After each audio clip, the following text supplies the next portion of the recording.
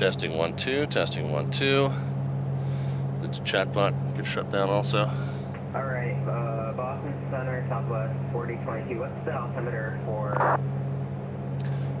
Hang on, guys. It's just getting everything reconnected here. You saw that the lights in the room flashed a couple times. It went just enough to knock the router offline, but everything came back up. So fingers crossed, that's the worst of it. With you entering your airspace from the northwest, flight level 75 going up to 350.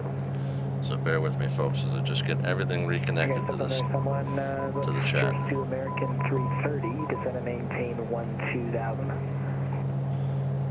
American 330, descend to... Friend to all is with us, and Benny Bear Boo hit that follow button a few moments ago.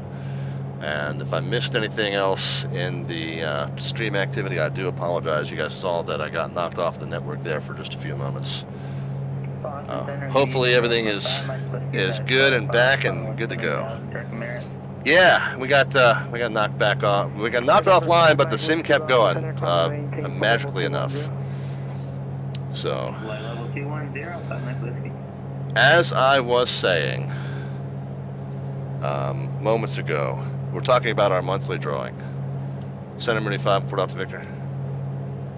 25 on 4 Delta Victor, Boston Center, welcome back. Yeah, just wanted to make sure that we were reconnected. Thank you.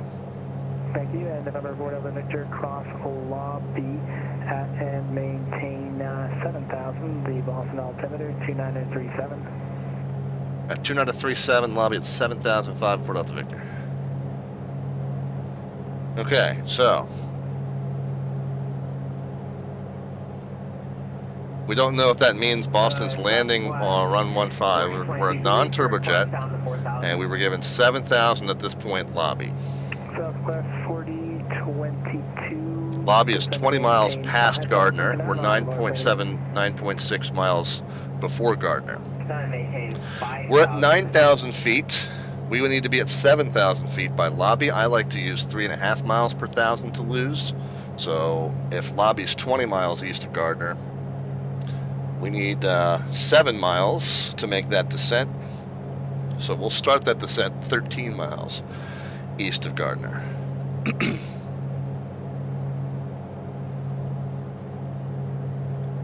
Anyway, as I kind of resituate myself here, let me catch up with.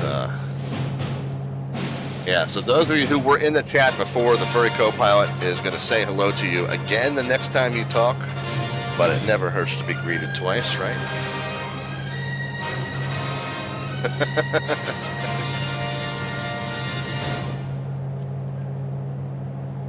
Anyway. So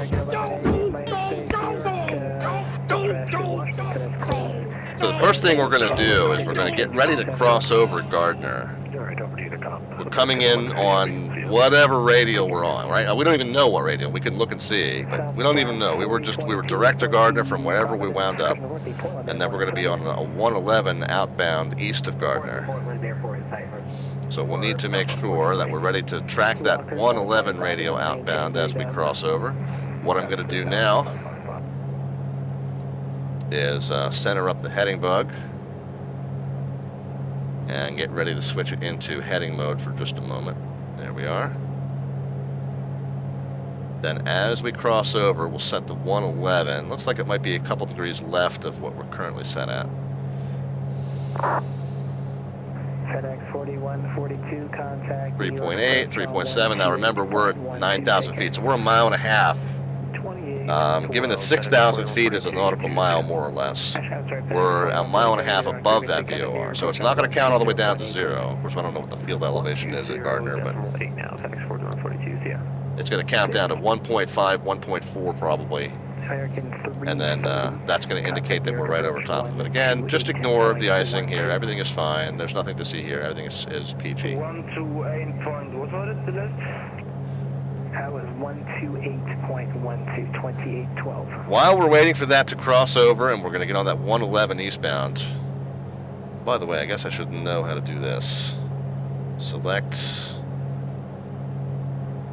Does this have a timer mode? It does. Okay, cool. So we'll use that for some of our procedural stuff.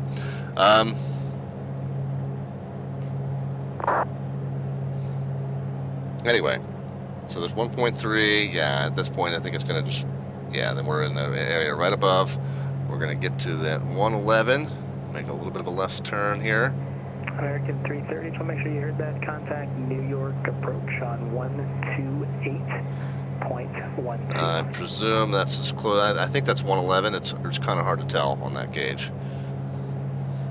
As it comes back into center, we'll just engage it back into nav mode. Remember, we're only going out 13 miles, and then we're starting down our descent to 7,000.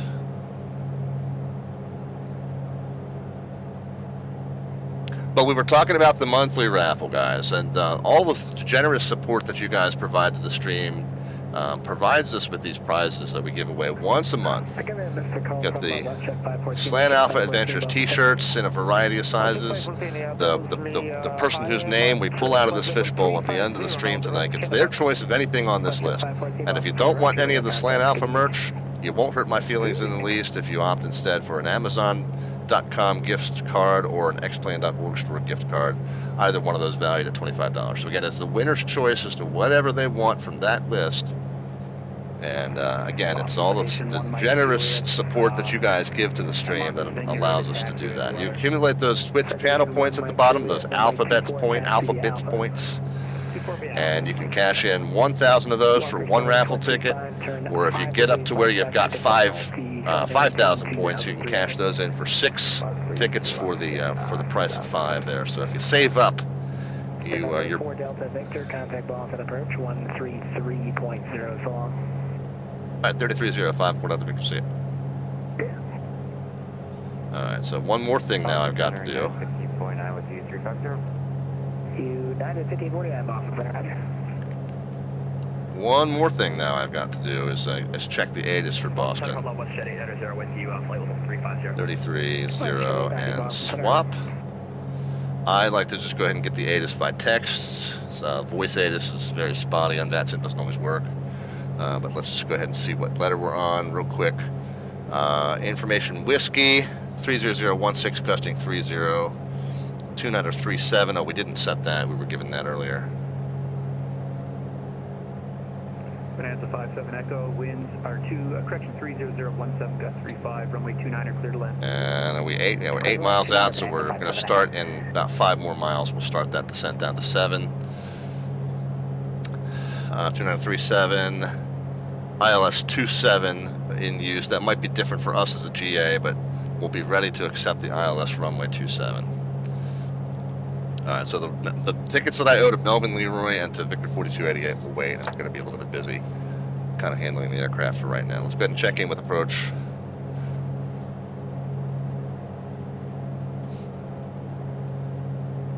Boston approach Mooney 5 with 4 Delta Victor's level at 9,000, just about ready to start down for 7 at lobby. We'll get information Whiskey.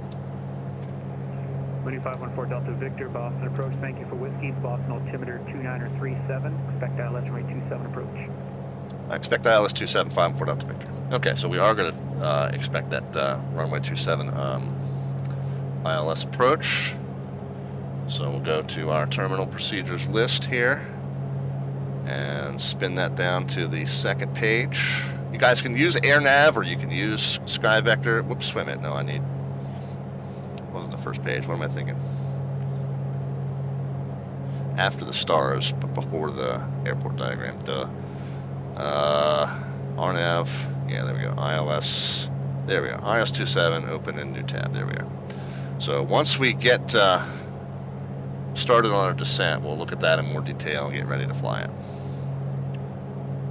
All right, now we're 13 miles past Gardner, so it's time to go ahead and start the descent.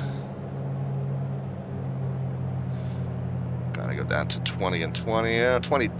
I try not to do the RPMs down too much. 20 and 20. Approach to 2419 by regular runway 27. 2419, welcome to Boston, cross runway 4 right on Echo. And we'll start a start an autopilot managed descent. Kind of do ground speed times 5. So what are we doing? 180. So you're doing 1,000 feet per minute down. That's probably plenty. And 7,000 at lobby, so we'll set that down there.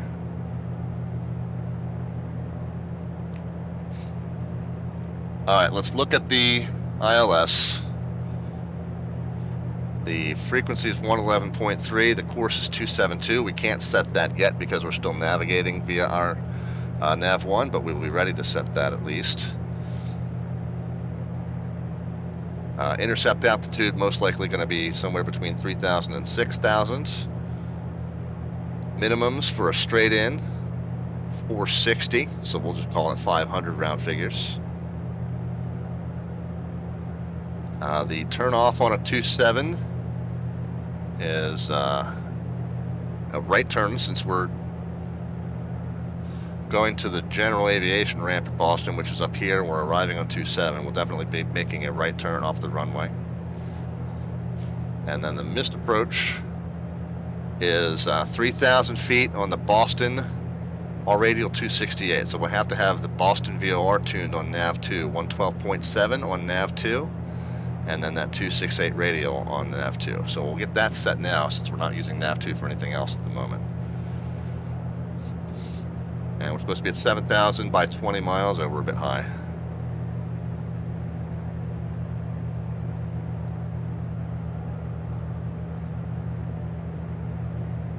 So we missed the crossing restriction by 500 feet there.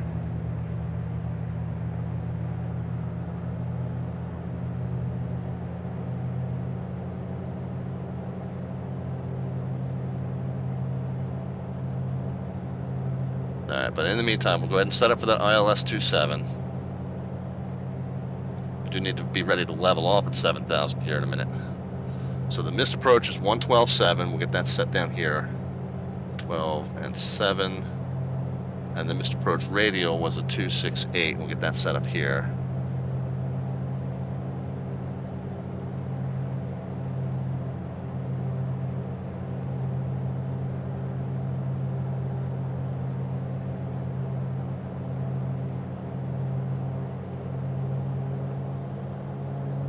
Leveling off at 7, we'll add some power back in. Bonanza 57 Echo, welcome to Hanscom. Vacate left, and are you going to the east ramp or the south FBO? Perfect, the left here at Foxtrot, and we're going to a signature on the west ramp for 5 seconds. Alright, so there's altitude hold. And we'll just go back to about 22 and 22. Juliet, have a good night. So what we were saying was 268 is the missed approach radial. So we'll get that set here. So that's going to be 2 clicks west, 2 clicks left to due west, so that'll be there. Mooney for Delta Victor, depart Revere heading 090, vectors to final. Alright, Revere, then 090 to final, 5 for Delta Victor. Okay, so Revere is this point here, which is 49 miles off of the VOR. And then 090 is what he said after that. So we'll go ahead and get the bug set to 090.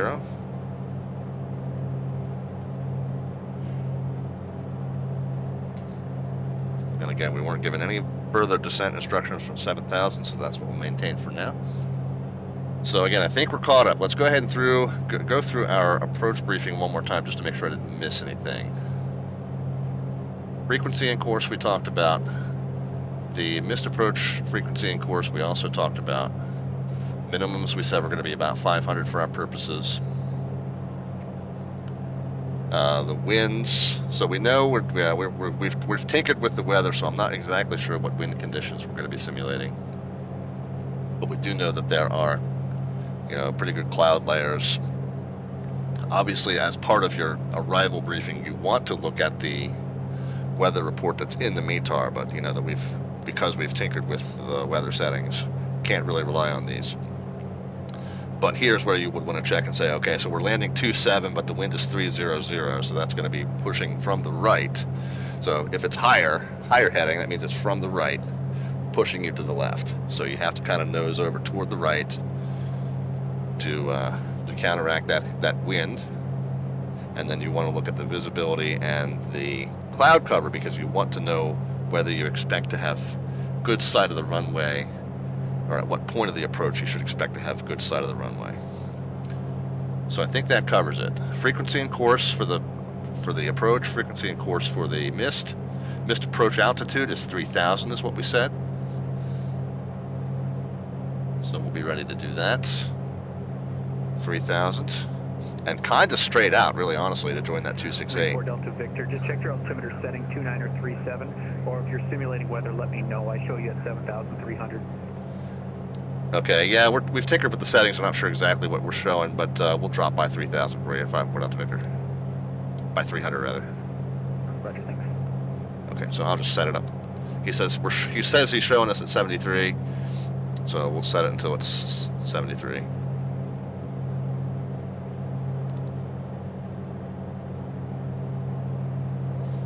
And then we'll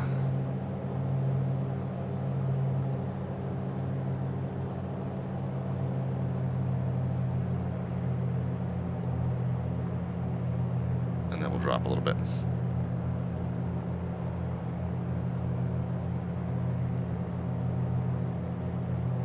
Ori Darkwind says Glen Alpha doesn't watch the chat much.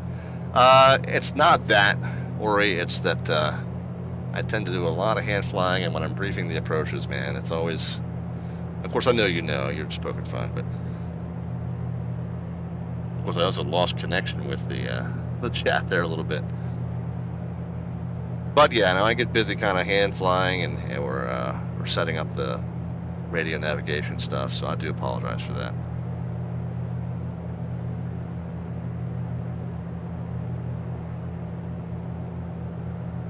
Oh my God, I missed a raid?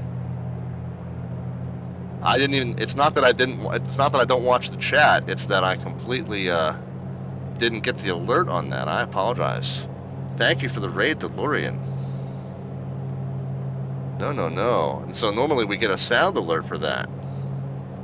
So I got to double check and make sure that everything's reconnected with we lost, you guys that are joining late, we lost power earlier. So I'm still kind of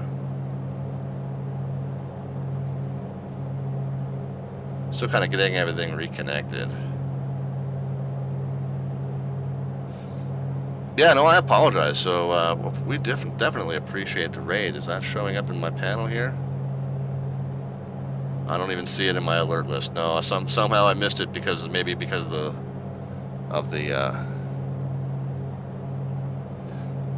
the power issues we've been having.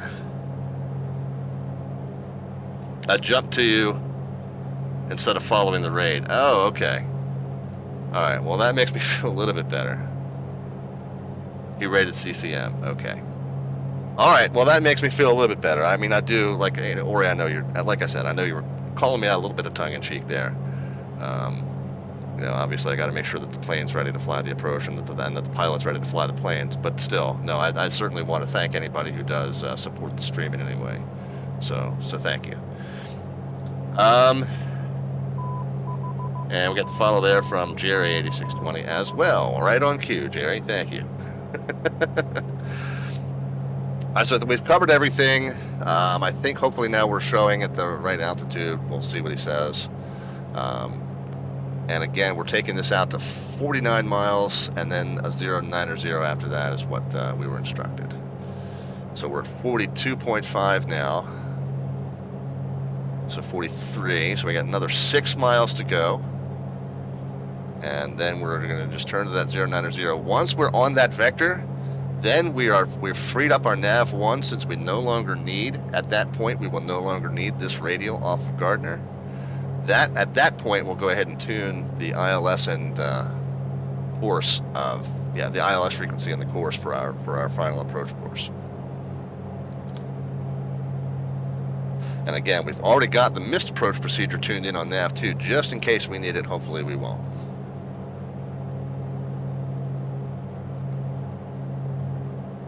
Boston, approach, good evening, number 5, Mike Whiskey's out of 17-3, descending via above 3. Number 5, Mike Whiskey, Boston approach, good evening to you. Information Whiskey current. Yeah, no, or you're fine, man. Or you're no problem at all. Alright, we'll get Whiskey 2937. If I had in fact missed a raid, whether it was, you know, my not paying attention or whether it was some sort of an issue with the alert, I would certainly want you to let me know.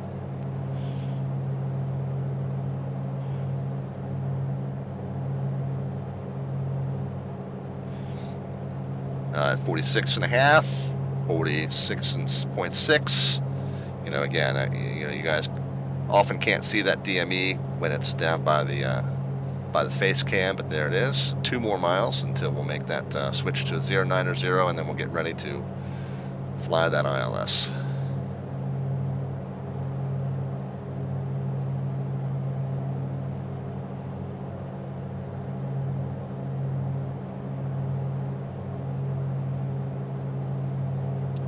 Have there been any reviews on the Seneca from Carenado? I saw one posted, and I think maybe Melvin Leroy's Discord. Where did I see that?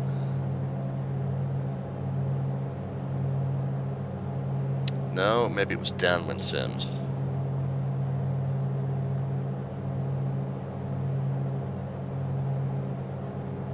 No, maybe it was Virtual USA Flying Club.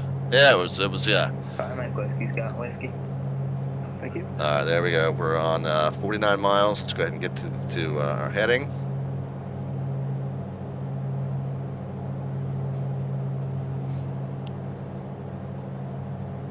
Yeah, so one of the members of the Virtual USA Flying Club posted 24 Delta Victor, just going to maintain 4,000. 4,000, 5-4 Delta Victor. Whoops.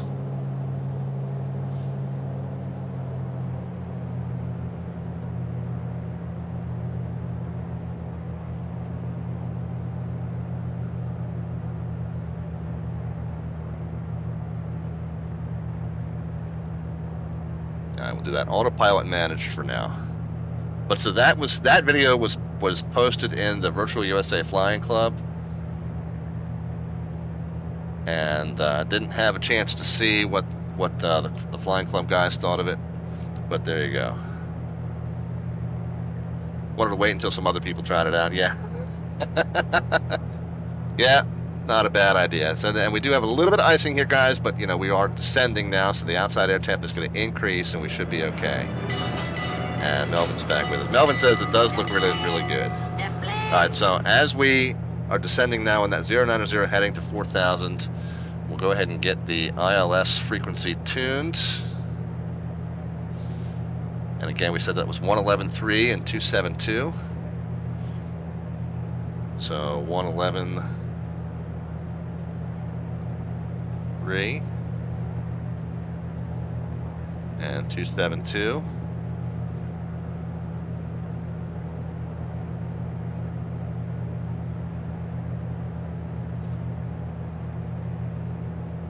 There's 270 and then 2 more clicks, so there we go. I think we're good. I'm going to expedite the descent just a little bit. Or he says, I want it, but if it's typical Carenado, we're flying a Carenado product tonight that I happen to like an awful lot, so.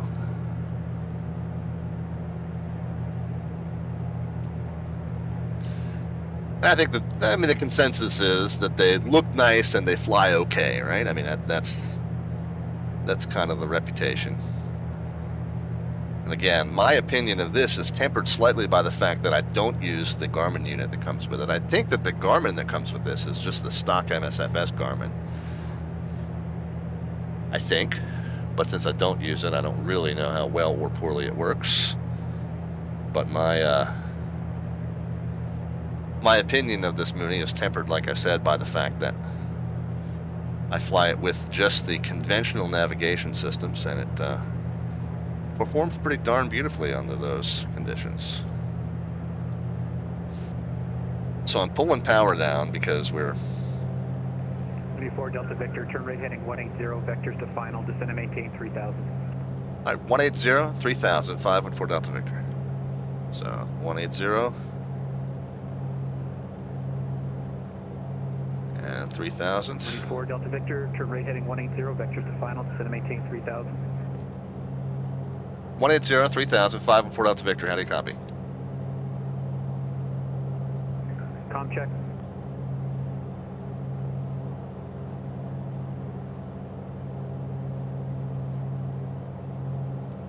Five and 4 Delta Victor. How do you copy?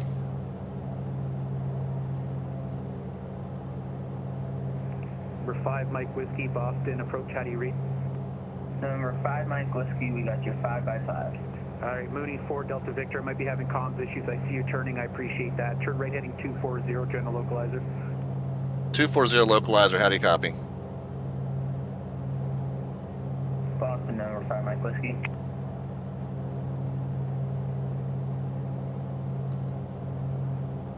Anyone on Boston approach services? I can't hear anybody. I hope you can hear me. Okay, so it's on his end.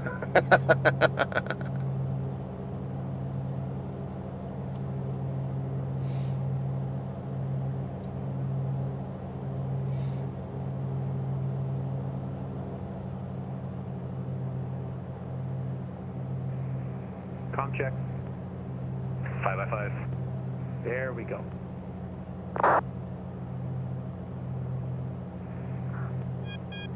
Mooney 4 Delta Victor, you're 5 miles from Loner, maintain 3000 until established on the localizer. Cleared ILS runway 27 approach.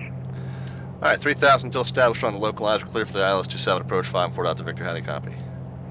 5x5 now. Thank you, sir. Thank you. Number 5 Mike Whiskey, turn left heading 010, vectors to final, descend and maintain 5000. All right, guys. 010 and the 5000, 5 Mike Whiskey. My airplane. We'll go ahead and level it off. Level it off at the 3000. We'll keep that heading bug at 240. Boston departure, cross runway 27 at Charlie. I'm going to start increasing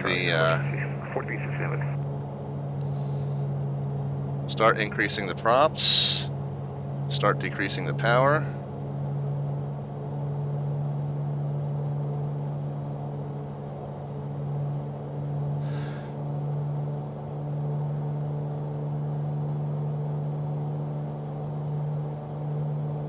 Yeah, where he says the textbook way to handle lost comms, well done on his part for sure.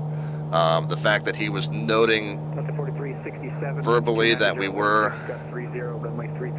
complying with its instructions. We could have idented to acknowledge. There were just some different things. Obviously on VATSIM you can revert to text acknowledgements. You can ident to acknowledge if you need to. There's different ways you can handle that.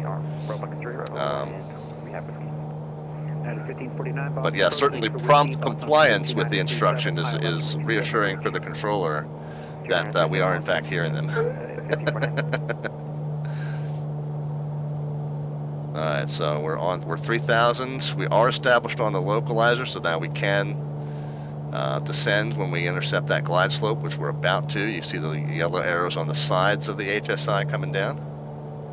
So once we get those centered, we can start descending. Number 5 Mike Whiskey, maintain 190 I'm going to pull the power out just a little bit because we want to get below the white arc and get that first notch of flaps out. And I always use descending on the glide slope as kind of my cue to get gear out as well. So when we capture the glide slope, it's just every time you capture the glide slope, get the gear out. That's kind of just my own personal.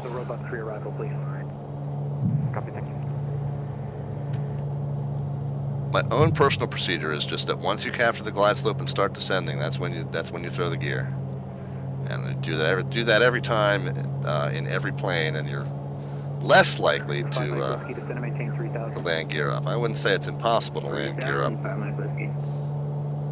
24 Delta Victor, winds 29016, gust 30, runway 27, clear to land. Clear to land 27, 54 Delta Victor. Alright, so hand flying in. 169 Boston approach, good evening, information Whiskey is current. Just correcting slightly to the right to stay on the localizer. We have Whiskey on board and expecting 274 Delta. Pull the power down slightly. 367 Boston departure, radar contact, the altitude. and add some up trim. Well, we got some traffic up ahead. 7, thank you. Climb, maintain 14,000. See the flashing red and white lights up there? 25 Mike Whiskey, turn, correction, November 5 Mike Whiskey, turn left heading 300, join the localizer. 300, join. Alright, see now we're a little bit right of course. The localizer is now to our left, so I'm gonna just manually adjust. I'm gonna throw the heading bug just consistent with the course there, just so it's not distracting me. But there now is a correction to the left. 5 Mike Whiskey, sorry, I don't know why I keep saying that. November 5 Mike Whiskey, slow to final approach speed. Final approach speed, 5 Mike Whiskey. Yeah, we're gonna keep 100 knots. See, now I've overshot the correction.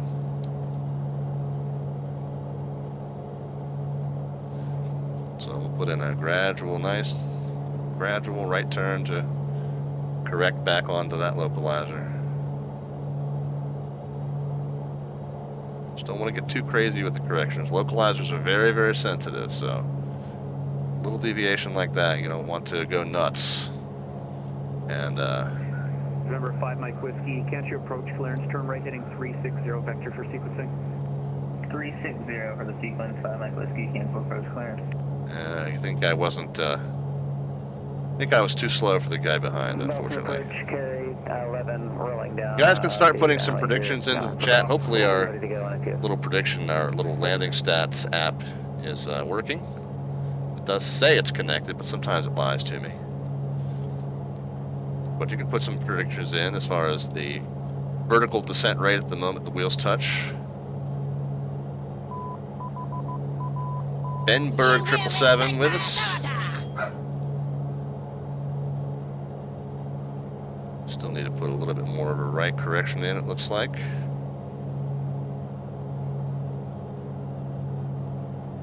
And again, minimums are 500 feet. Okay, there's plenty of right correction now. Whiskey, turn right heading to, correction, right heading 090. 090, 5 Mike Whiskey. Delta 4367, contact Boston Center. On a 5 mile final. 24-7, see ya.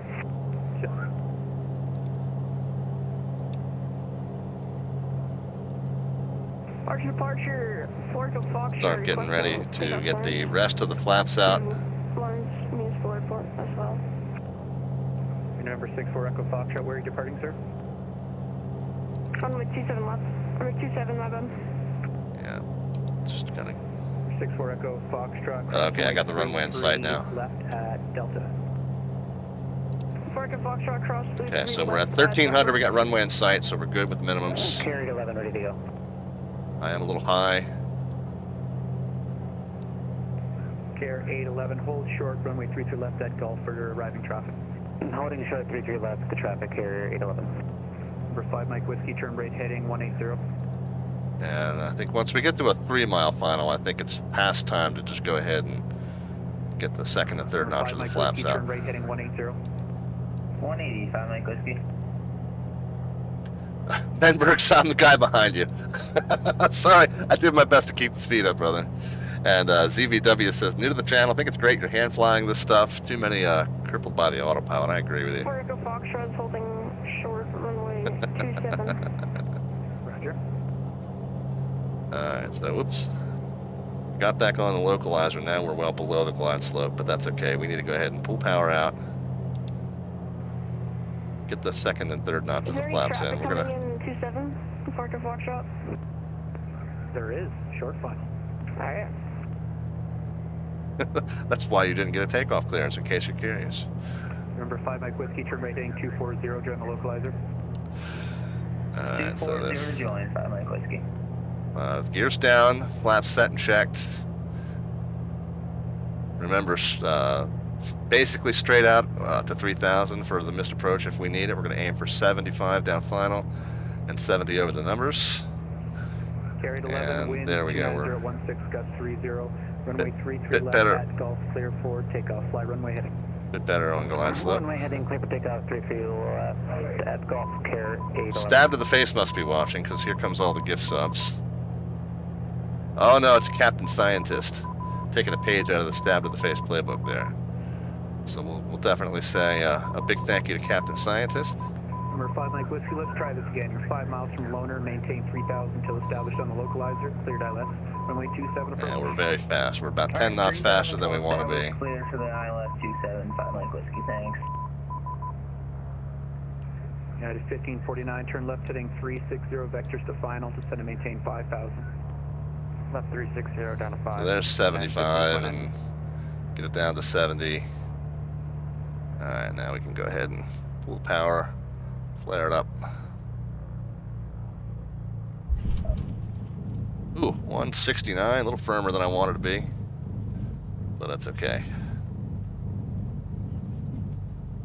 And we'll make the right turn. Runway 27, line up and wait. Line up and wait. 4 to Foxtrot. I will roll down to the next one. Mooney 4 Delta Victor, welcome to Boston. Vacate right, grounds on point 9er. Have a good night.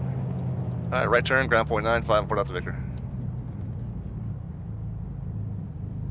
Boston approach, good evening, American 2151. Alright, 169 was the on the Robux 3. was the winning number. We'll check those predictions here in just a few. We want to get off of the runway. Whiskey's current Boston altimeter 2937, ILS runway. We want to get clear of the hold short line.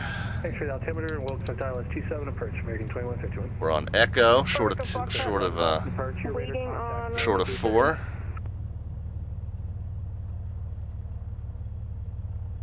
Alright, so let's get cleaned up here. Pitot heat can come off. Strobes and recognition and landing lights can come off. Carried 11 Boston departure radar contact. Let's go ahead and get over to 121.9er. Carried 11, thank you. VFR altitude, your discretion. VFR discussion to 811. Boston approach, good evening, WestJet 514 with you on And the swapped up Ocean into him as Fiber quickly as we Alpha can. I think we said we're on Echo. Jet 514 Boston. Runway 27. Echo short of 4. And hold 27 from there.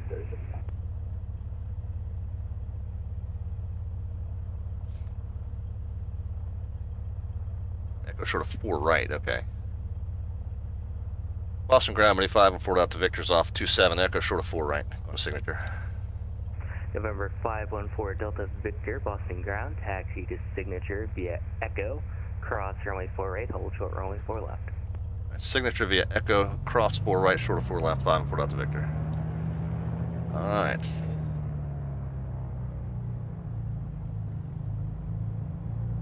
So let's just double check I got American everything on taxi. And 3071, flaps are stowed, Boston approach, strobe recognition, landing lights off, pitot heat off. So we're good. We can kind of scroll back and catch up with the stream activity. We did get that follow from Ben Berg.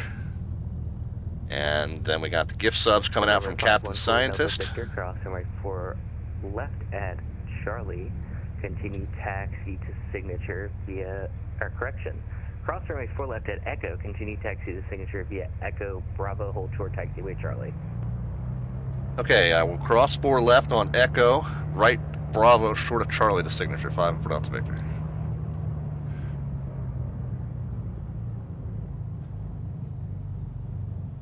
And I'll show you on the screen what he's got us doing. So this is now the second runway 4 that we're crossing. Yeah, I think once we get parked, guys, we'll catch up with the chat messages and the stream activity. We'll catch up with the raffle stuff, figure out who our big winner was. You guys probably already know that.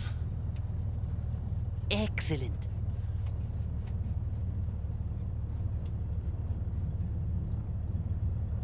And we have some stutters here at Boston, but nothing like what we have the last couple times we tried this. This is going much successfully. So Echo, Bravo, and we'll have to make sure we stop short of Charlie there.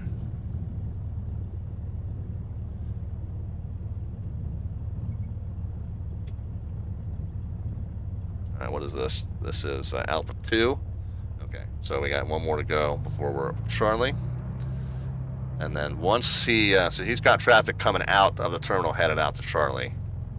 Headed out to Charlie to 33 or whatever, or 27, whatever he's departing off of. Yeah, case in point, there we go. And once we're clear of that traffic, he'll get us up and around the rest of the way to the Bravo. Ground Delta 4041, ready for taxi. So we'll just Delta 4041, runway 33 left, taxi via get it parked there. Charlie, cross runway 4 left, hold short runway 4 right, give way to the GA aircraft on Bravo, taxiing from right to left. Okay, so he's going to give way to us. That means we're going to get that. Charlie, cross 4 left, hold short 4 right, and we'll give way to the traffic 4041. November 514 Delta Victor, continue taxi to signature via Bravo, and congratulations on passing IFR number 5.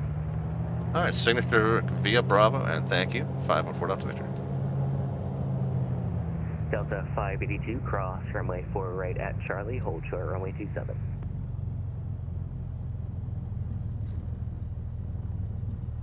Was that for Delta 582? Delta 582. All right, so let's do the predictions for. No, we had Venberg with the follow. We had the gift subs coming out from Captain Scientist, good fixins, Crazy Canuck, Kai Dolphin, Mitch 181, and obviously I missed one. Oh, and Them's My Shoes was the other one. So there, thank you very much for Captain Scientist's generosity. And we should be looking for a bend in the road to the left here coming up. Okay, I think we're good. Delta 582 Heavy, contact Boston approach. So, predictions, 110, 127, 92, 134 was 4-day, 83, 89, 96, 132. So 134 is still the winning guess. 101 said Scientist, Dane Flats with the -4. 4041. So it looks like it's Mike Whiskey, cross runway 4 left at Echo, continue taxi via Echo Bravo. looks like it's 4-day. Congratulations, 4-day. Oh, Ryan Kish came in with a late 119. Oh, wait a minute. Red Dragon came in with a 98, and ZBWCSG came in with the 169, so... November 5, Mike Whiskey, cross runway 4 unless Echo, he was reporting the actual. Bravo. I know that was really close. Cross 4 left, Mike Whiskey.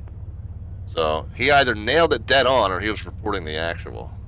Delta 4041, contact Boston approach 133.0. Have a good flight. 133. Oh, okay. He even says in the chat, disregard my prediction that's submitted after landing. It's all good. We're not doing prizes with that tonight anyway. That's just for fun of these.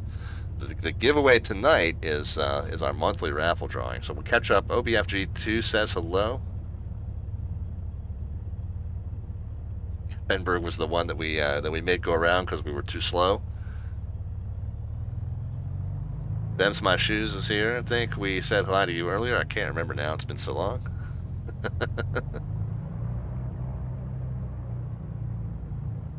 Astor Liam is doing some training with ZDC. Astor Liam. Oh yeah, we talked last week, man. Excellent. Drawing will be at the conclusion of tonight's stream. See, George says, when is the drawing? Yeah, when is the drawing? We'll do that at the very conclusion. Wigglespank says, if we can't get a barrel roll, how about ground loop? Sometimes you get those by accident. But let's, caught up with the chat. We're caught up with the predictions. Is it much harder to fly without Navigraph? IFR without Navigraph? Red Dragon, it depends on whether you're talking about inside the U.S. or outside the U.S. And it also depends on what type of aircraft you're flying. If you're talking about inside the U.S., you can get all the charts for free. So you don't need a Navigraph subscription for charts of any kind in the U.S. However, if you're flying an aircraft that has some sort of an FMC or RNAV capability, a lot of times you do need a Navigraph subscription to update your FMC's data. Now, I think Microsoft Flight Sim 2020 comes with updated data, and that's not from Navigraph; it's from their provider, which I believe is called NavBlue. So you may not need it with Microsoft Flight Sim 2020.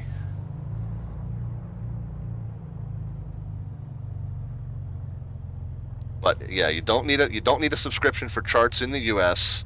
The data depends on what type of plane you're flying. If you're flying a plane that requires data, first of all, unless you're flying it like you know, like I do, all through the old school radio navigation. Obviously, I don't need a data update when I fly, just VORs and such. Get the taxi lights off here. Parking brake on. But then Red Dragon, if you're you know, if you're flying outside the U.S., then you can use chartfox.org to get charts from most places. But Navigraph is just nice to just have one source for all charts. All right, we owe Melvin Leroy 6 tickets.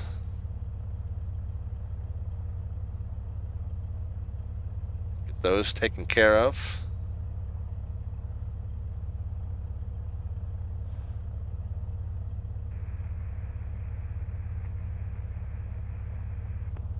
And then we owe 1 to Victor 4288 gets 1. All right, guys, let's get those into the fishbowl. Remember, exclamation point ticks will tell you how many you had coming into tonight. The ones that have been put into the chat tonight have not gone into the chatbot currency system. They're going straight into the bowl. So any that you've done on this stream have gone right to the orange tickets. And they won't be in the currency system. But that exclamation point ticks, TIX, will tell you how many you had coming into tonight. TIX, sorry guys, TIX. Tango, India X-ray.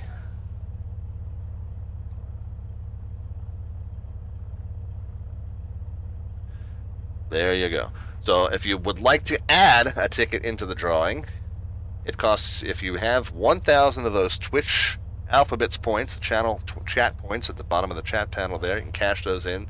1,000 gets you 1 entry, 5,000 gets you 6 entries. OBFG is just put in for 1. Yep, 4-day doesn't have any in, unless you have 4-day you put in some earlier tonight. Those are straight into the bowl. Those did not go into the currency system. So on the night of the raffle, we always just put them straight into the bowl. All right, let's talk about the next flight, guys. The Wings IFR 6. We might not get to the 7 tonight, by the way. We'll do at least the 6, though. Let's go back over here. Oh, I think somebody said they were behind us.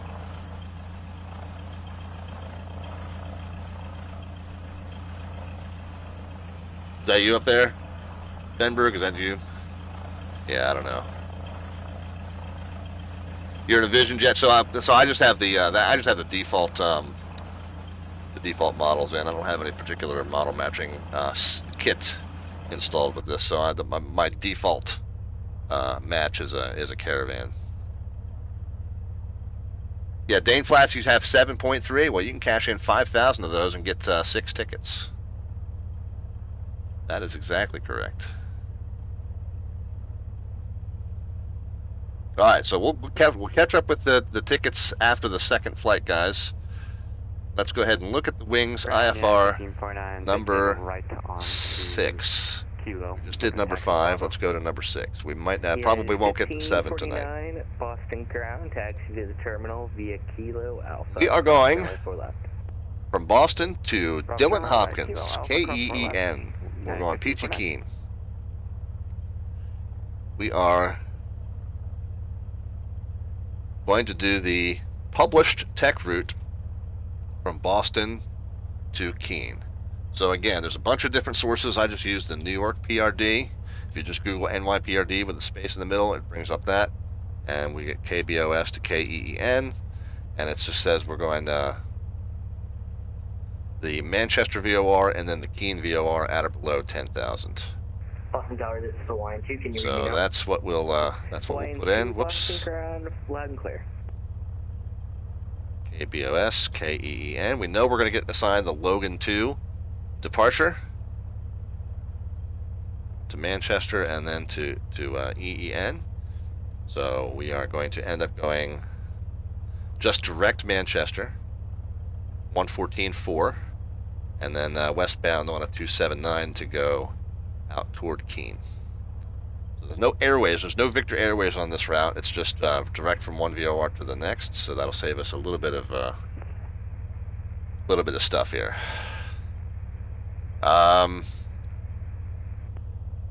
Yeah, Dane, let me go through the rest of the briefing for this flight, and we'll go over the raffle stuff again. So when we get up to Dillon Hopkins, we're going to be flying the ILS runway 2 approach. Thank you.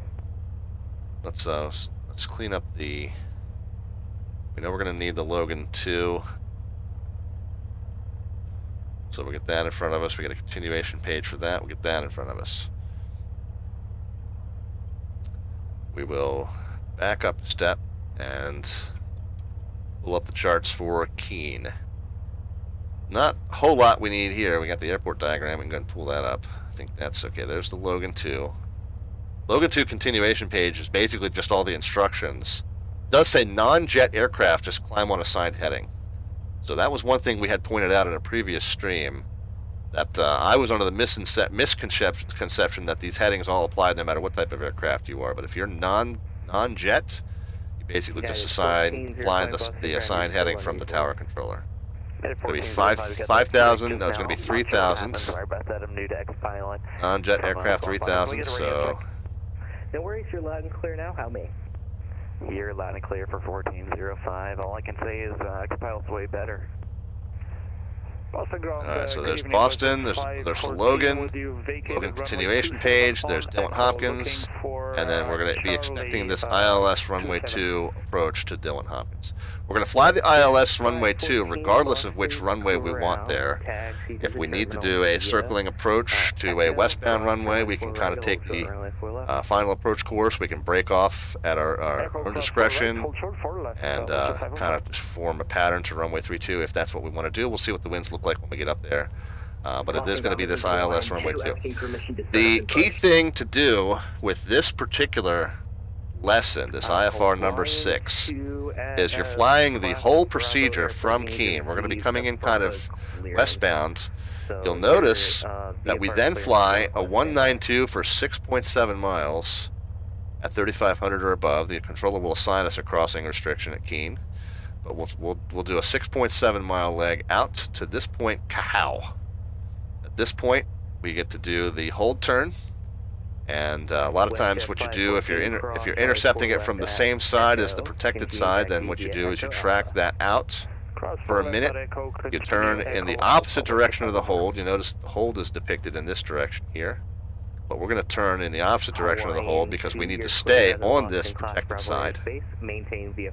So we'll rejoin it that way, and then we'll track it back inbound. And I haven't drawn it. I haven't drawn it along the localizer because I'm just not real good with the mouse. But we'd actually turn back in, track along that localizer, and then again, if we wanted to break off and do a circling to runway 32, we can sure do that.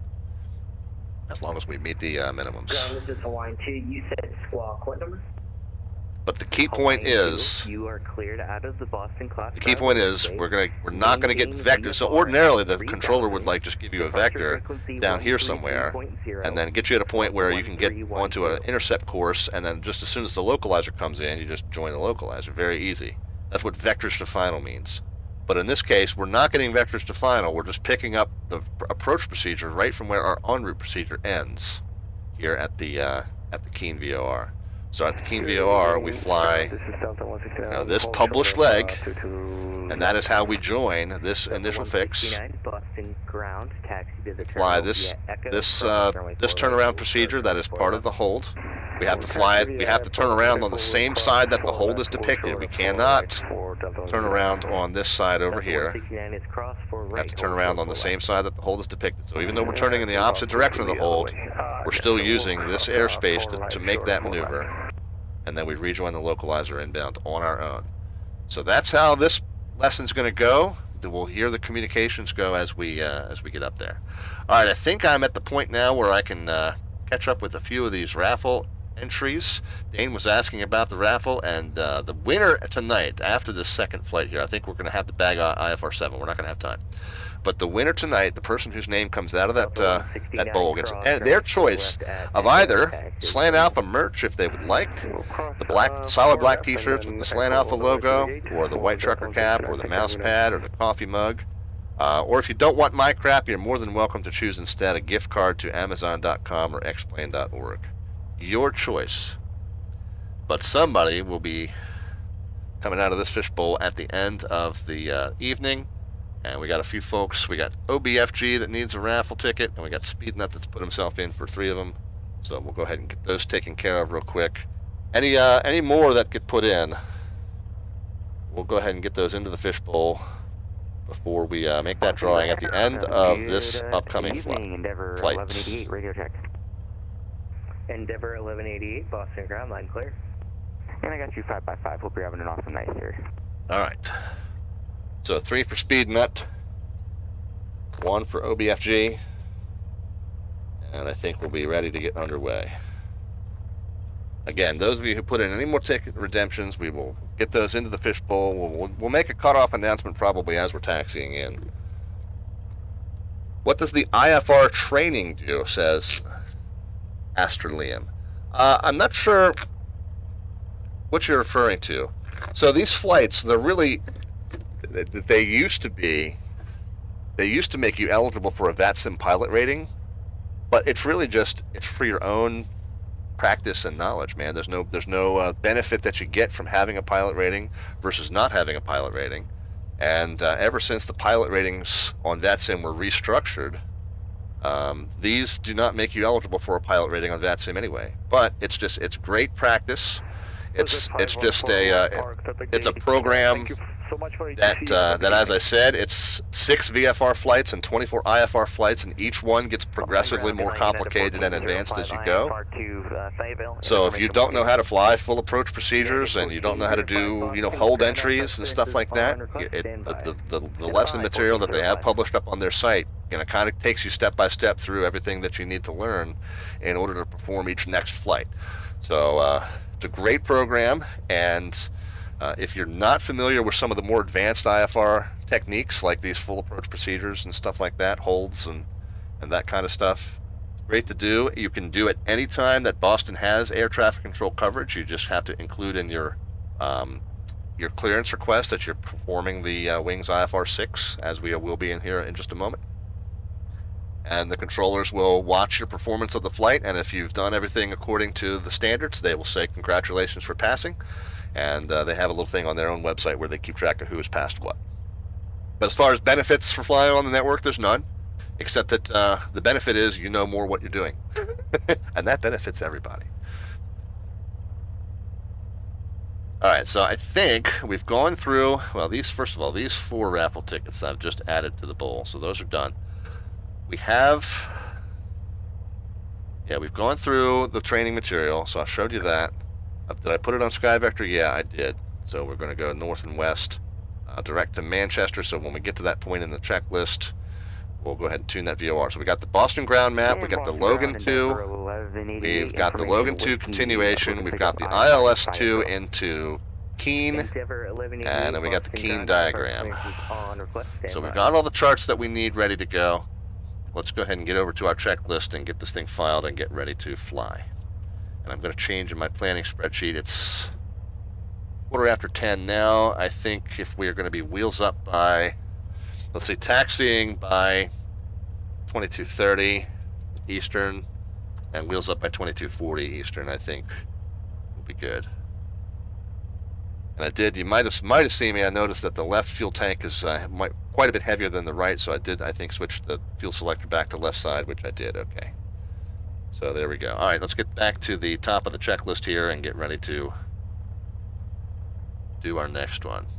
Very first thing we want to do is send that flight plan on to VATSIM, so we'll bring that back over here, file flight plan. I always do this right through the pilot client. Boston information X-ray is now current. KBOS to KEEN. With no alternate. Departure time we said is going to be 22:40, so that's, what is that, 02:40, wheels up. Hope to be taxiing in 15 minutes from now, but we'll probably be wheels up 25 minutes from now. Time en route once we're airborne, we expect to be 0 and 42. We've got 3 and 01 left in the tanks. 180 is fine. 10,000 is fine. We are going to fly the published tech route, which is just MHT and EEN. And then this is going to be Wings IFR number 6. Get that filed. That over here. Oh, they did just say that the ATIS updated. Let's go ahead and check that out. Information X-ray 30018 gusting 34. So we're expecting still probably a 3.3 or a 2.7 to depart from. Might be a little different for us because we're a tiny little GA plane, so we'll just have to listen to what they assign us, but certainly something westbound-ish. 2.9 or 3.9, now we remember we've been tinkering with the weather settings because of the icing conditions, so we know that our altimeter isn't quite matching up with what's published, so I think what we'll do is we'll just tune it by field elevation. Field elevation here at Boston is 19 feet. Oh, lo and behold, that's pretty much what's showing right on the altimeter right now, so we'll just leave that right where it is. We'll just go to the nearest gate. American 21. Yeah, at or below 10,000, right. At the terminal via Kilo Alpha Echo, cross runway 4 left. Kilo Alpha Echo. Yeah, Automod. Cross 4 left, American 2150. Automod didn't like it, the word ABO. Might mean something in a language I'm not familiar with. Keene, New Hampshire, GNAC, yeah, exactly. Simviation Any Boy is here, says hello. The truckload of tomatoes flipped over. I missed that 727 freak.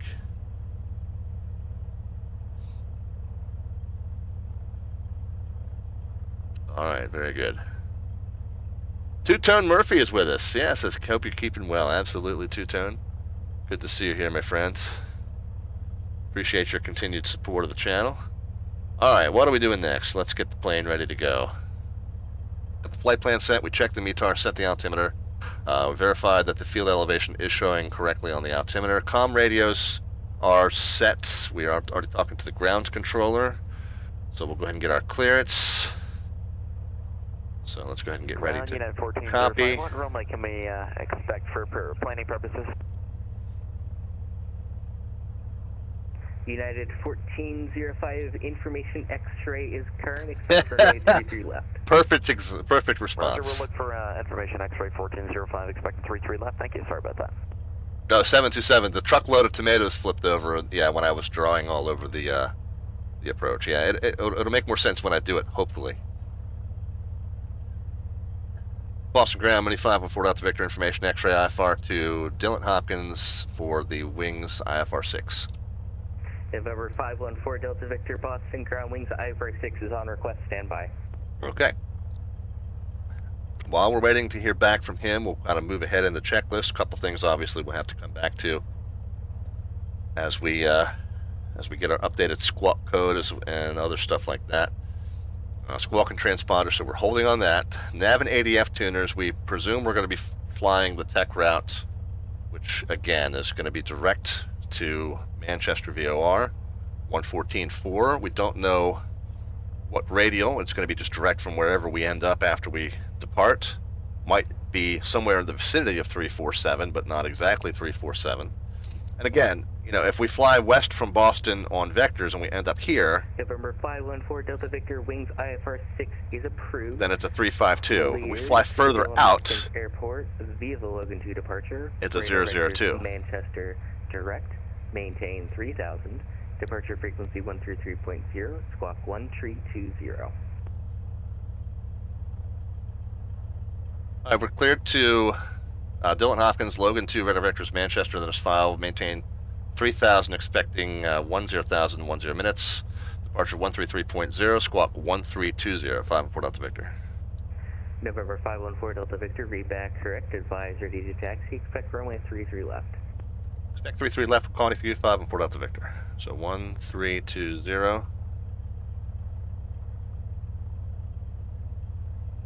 We'll go ahead and, well, we already got 330 preset in the comm, so I think good there. What else we need to do here, guys? Nav and ADF tuners. So we're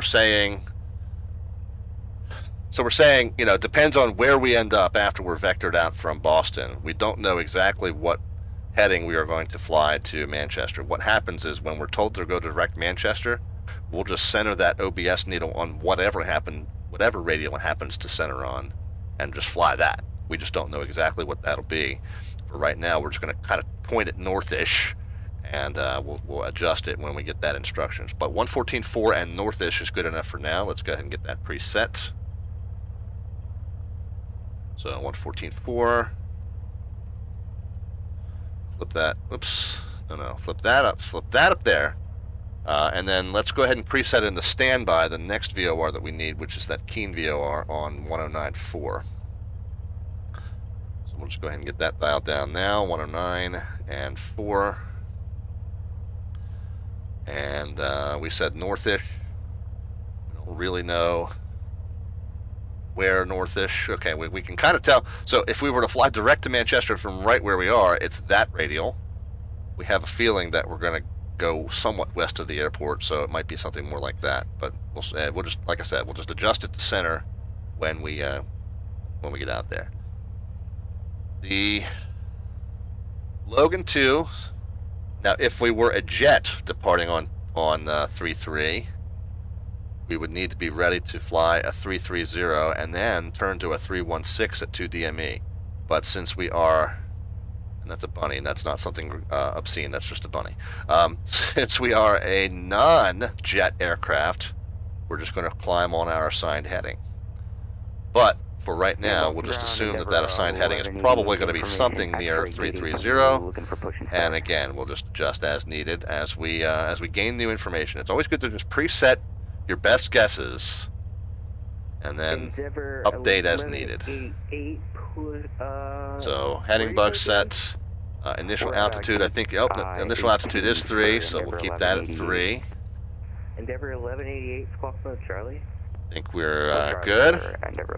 Let's just run through. Heading bug, initial altitude, okay, flaps. We know the flaps are functional because we used them on the first flight. We get to get a little bit of down trim in there. And I think we're ready, guys. The last thing to do is to kind of check our expected taxi route. This said departing from 33 left. And we're coming up from signature ramp. We know we're kind of coming around Bravo. And their typical taxi route is kind of out Charlie. Into the ramp at your discretion. Advise spot 7 already to taxi. So we'll so we'll kind of expect that, but there's some different variations we might get. We'll have to listen out for, depending on if they want to get us out of the jet traffic or what have you. But we'll expect Bravo Charlie, and we'll have some runways we have to hold short of on the way out. 217 Mike Alpha, Boston ground tag. All right, so taxi light comes on. Bravo. Signature light, Bravo, over 217 Mike Alpha. Boston ground, good evening. United 105 on kilo out of runway 27. Holding short 4 left for the ground. Parking brakes off. I'll go ahead and hold the brakes. United 185 Boston ground, taxi to the terminal via Kilo Alpha, cross runway 4 left, give way to the TBM, passing from left to right on Bravo. Okay, we've got some other traffic here moving around the airport toward us. So we might get a different taxi instruction now. Give way to the TBM on Bravo. We got some folks coming at us on Bravo, so either we'll have to wait for him or he might have us go down Alpha to Charlie. So we'll see what he says. Ground 514 Delta Victor's ready with X-ray. November 514 Delta Victor, runway 33 left, taxi via Alpha, Charlie, cross runway 4 left, hold short runway 4 right. Alright, 33 left via Alpha, Charlie, hold, correction, cross 4 left, hold short of 4 right, 5 Delta Victor. And November 217 Mike Alpha, congratulations on passing VARTCC. Thank you.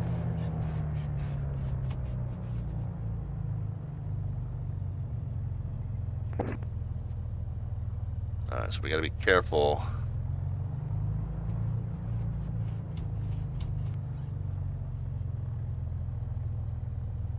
So we go all the way out there, I think that's Bravo. And then Alpha just kind of comes off the east side of the ramp here, maybe.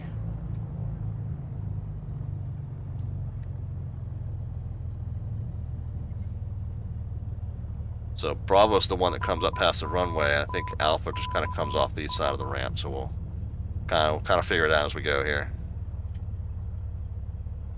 Yeah, that sign over there definitely says Bravo and Lima. So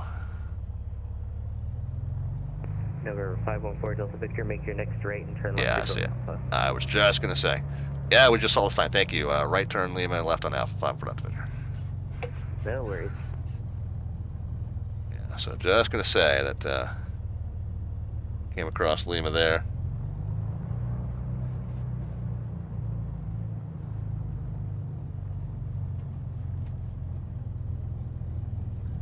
We got Jim Bro with the follow. Thank you so much. Good fixins.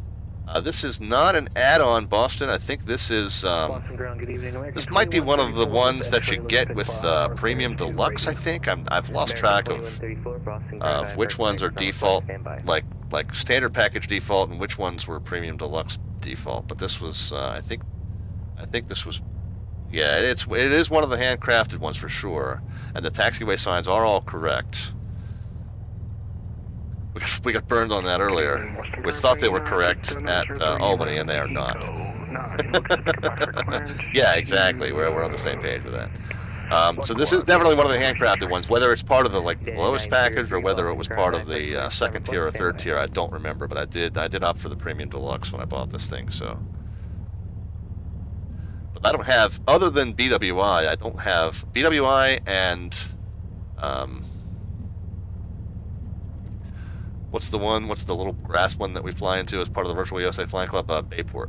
BWI and Bayport, I think, are the only two downloads, airport downloads that I have. So there's Alpha, and is that Charlie right there? No, that's Alpha in Quebec. Okay. Yeah, I was going to say, I thought Charlie was further down. And it is. So that's Quebec. So then we got Foxtrot's the next one, and then we got Charlie's the next one. And we weren't given any kind of, giveaway to this guy, this giveaway to that guy.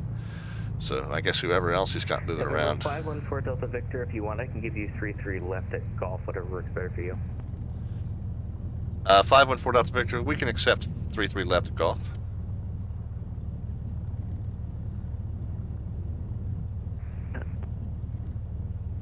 So there's Charlie. Here's where we're making our left turn. Hello, ground. This is United 675 on Echo of the runway 27. Request. So basically, what he just did, guys, those of you who aren't familiar with the terminology, he just gave us what they call an intersection departure. That means, since we're a tiny little GA plane and we don't need all 10,083 feet of runway 33 left in order to get airborne.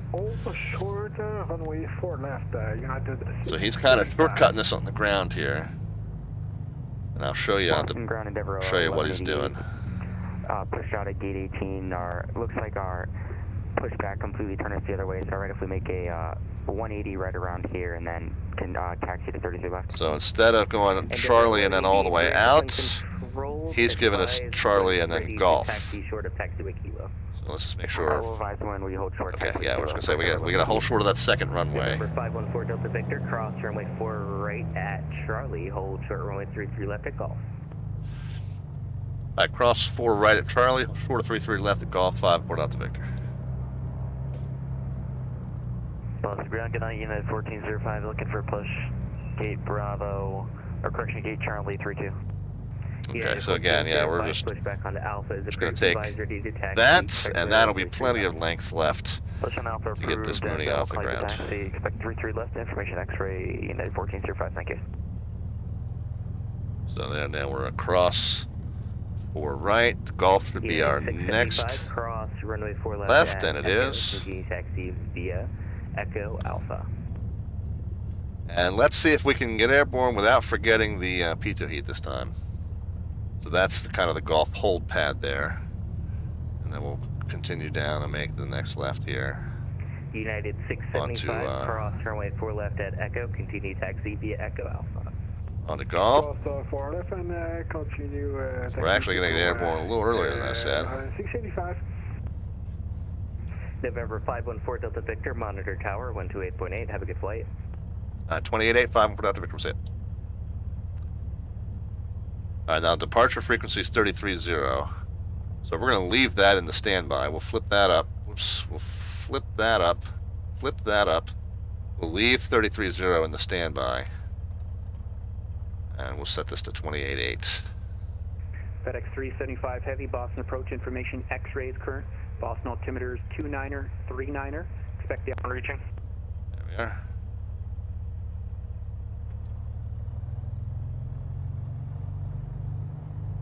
And we don't need to do a run-up. We did that on our first leg. Remember 514 Delta Victor, Boston Tower, you ready to go? 5-4 Delta Victor's ready. Alright, November 514 Delta Victor on departure flight, heading 360, wind 300 at 18, gust 34, runway 33 left at taxiway Gulf, clear for takeoff. 33 left at Gulf, clear for takeoff, heading 3605 Delta Victor. Alright, lights are all on. Pitot heat is on this time. Uniform, welcome to Boston, exit left Charlie, and just let me know when you have that new flight plan filed. Once we vacate, we'll file it. Temps and pressure's all looking good. Engine responding normally. Takeoff power coming at you.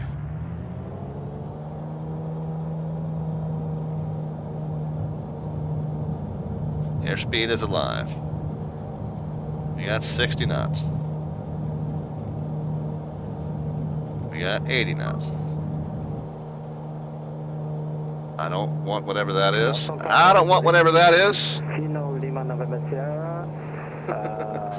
You're coming up. Pitch for 85. We're through 400. We'll get to that. Get to that assigned heading. And we'll get to there's that 360. Go ahead and get flaps up. And we'll keep pitch for 85. And we can pull power down to 24 and 24. November 145 uniform, clear to the Kilo Sierra Mike Quebec Airport via the Logan 2 departure, redirectors Bow Sox, then as filed, maintain 3000, departure 133.0, squawk 3421. We can pitch up a little more aggressively. We can climb at anything better than 85 knots. Logan 2 departure, redirectors Bow Sox, file 3000, departures 133.0, squawk 3421. Steer right to get on that northbound heading, 360000 is the same thing. 514 Delta Victor, contact departure, good day. By departure 514 Delta Victor, see it. Alright, 330, we already knew the departure frequency, so he didn't give it to us again. A lot of times, as a tower controller, I'll go ahead and give that departure frequency again just to confirm it, especially because it switches sometimes when VATSIM controller coverage switches. At Boston, they're a little bit more formal with the procedure. If they've given you the departure and the clearance, they don't usually give it to you on the handoff. They expect you already have it dialed in. Remember, we got a level at 3, so. That's a 2682, 170 knots or greater till Ripet Tower 128.8, good night. Check in as soon as we can here. 24 and 24. American 2682, 170 knots or greater until Ripet, contact Tower 128.8, good night. Maintain that 170 or 360. American 2682. And we'll level off at 3. KM 4312, you're 8 miles from Loner, maintain 3000 till... He's given some approach clearances, so I'll definitely give him a moment to do that. Pull the power to 22 and 22 so that we can hopefully have a chance of maintaining our 3,000 foot assigned altitude. Maintain 170 knots until Ripet. 170 knots, okay, for 27. Delta 4211, turn left heading 300, join the localizer. And as we are right in the thick of the IMC here, guys, it's join the localizer, we'll do 4211. going to take me a minute to kind of get stabilized here. Oops. Keep that 3,000. Departure Mooney 5, Fort Delta Victor's 3,000. 514 Delta Victor, Boston departure, radar contact, proceed direct Manchester VOR, climb maintain 1010,000. Direct Manchester and 10,000, 5 Delta Victor. Alright, so direct Manchester means we turn that till it centers and go direct to that one, whatever heading or whatever radial that happens to be. 24 and 24 to get us back on the climb.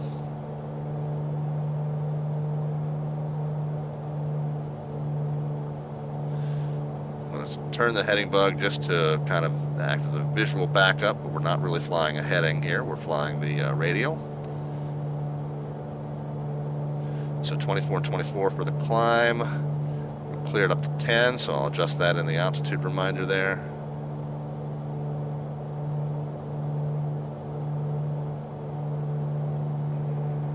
Delta 4211 Heavy, maintain 190 knots till further advised. We'll maintain 190 until advised, 4211 Heavy. Keep the pitch up.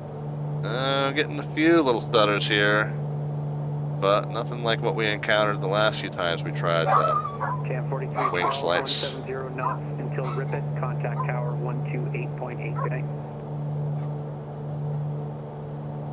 128.8, stamp Ripet level. Smitty's putting in for some raffle tickets. GNAX is, yeah, nice clouds. Yep, I mean the clouds and the ground scenery. I've maintained, you know, as much as the sim has been kind of frustrating from a technical standpoint at times, and frustrating because, you know, the systems in the planes not fully working the way they should sometimes. I still maintain, though, that this graphical engine,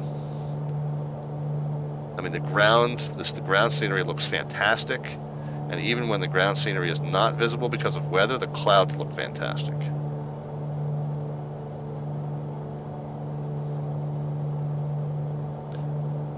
Kind of just hand steering that radial. Yeah, we are getting some sim stutters here, guys. It's not nearly as bad as it was a couple of those times you guys saw we were attempting to fly some of these wings flights in this very aircraft, and it didn't quite work out for us too well because of this sim stuttering and pausing. We're still getting some of that, but not nearly as bad as those attempts. Those of you who weren't here, you see the ones that I've flown, and I have the tutorials up on the YouTube page that I flew in the DC-3. Those all started as Mooney streams, and then wound up as DC-3 streams because I couldn't get Microsoft Flight Sim 2020 to cooperate, so I flew them in X-Plane. I was like, well, I guess the best thing for me to do is fly them in X-Plane in a plane that I know really well, so DC-3 it is. We got some tickets coming into the drawing from Steve George. Yeah, we might get a chance to catch up on those raffle ticket entries once we get leveled off at cruise. I typically, you know, a lot of times I'll hand fly up to cruise, and then I'll hand it over to Otto once we kind of get established on both our cruise altitude and our navigation plan. Navigation plan right now is direct to Manchester. You see that I just centered the radial to whatever. It's a little bit, I guess it's a few degrees left of north, maybe about a 355 or thereabouts. Again, we didn't really know where exactly we were going to be when we got told to go direct to Manchester, so we didn't know exactly what radial we'd end up on. But when you're given a direct to a VOR, it doesn't really matter what radial you end up on. You just you center it on whatever you happen to be on. Heavy, caution wake turbulent, two lean trail heavy 747. And there you go. You just fly that inbound via the whatever radial I'm on.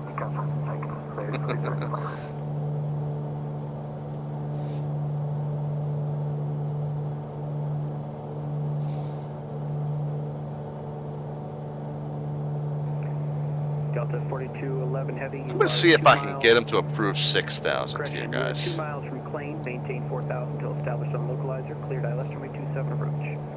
4,000 maintain, 2 out from Claims, and clear ILS approach 27. Just because the outside air temp is decreasing. Okay, we're going to be above clouds, I guess.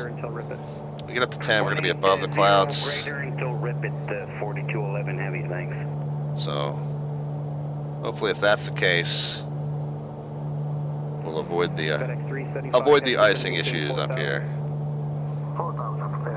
I have a feeling we're gonna start hitting those icing issues anyway. That's just how this sim is. Departure. Good evening, Station Air November 145. Send uniform in the climb 2 for 3. November 1457 uniform, Boston departure, radar contact. But we can see about getting down to 6,000, or we can tinker with the weather settings as well. I mean, there's some different options. Again, you know, really, honestly, if you've got known icing conditions, your real world decision would be, okay, well, I guess we're not flying into icing conditions in a Mooney. But, you know, in the stream, like I said, I love this airplane so much, and I don't want to end up not being able to fly it because of weather that we can control. So we kind of take a little bit of liberty with realism and decide to do what's fun. Fly the fun plane, not because it's what we would realistically do in this weather, but it's because it's what we can do.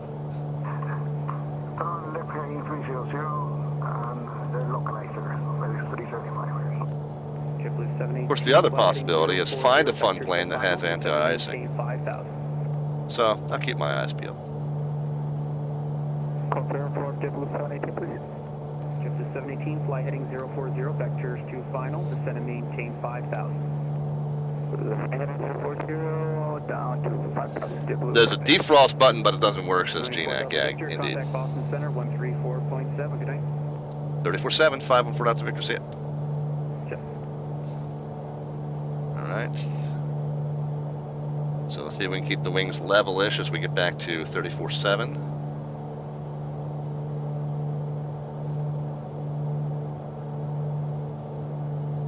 Yeah, but of course the defrost would only clear up the windows. If you had icing developing on the windshield, there's a good chance it's also developing on your wings. And without any anti-icing capability built into the plane, taking on a bunch of ice on your wings without the ability to get rid of it is no bueno.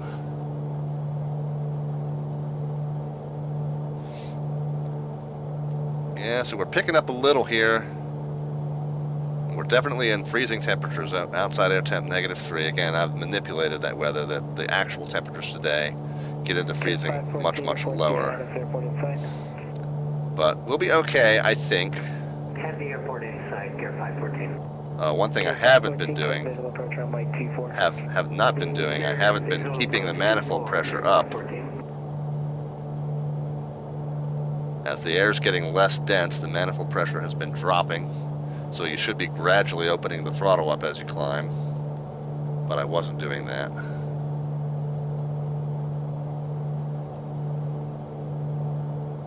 Boston Center, Mini 5, 4 out to Victor's 9,500 for 10,000.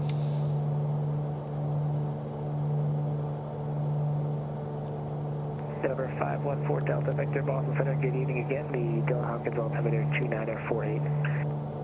2948, 5 and 4 Delta Victor. Yeah, and I think so. What we need to do is not dial that in because we've tinkered with weather settings. But ordinarily, you're given that altimeter. You go ahead and dial that in.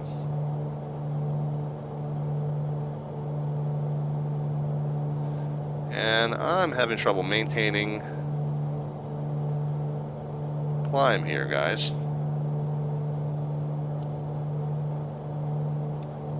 May well be that we are... Boston Center, can I 542, can I trouble you for the altimeter again, please?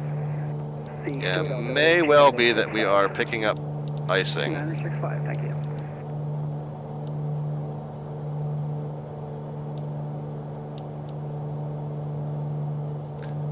So, decisions.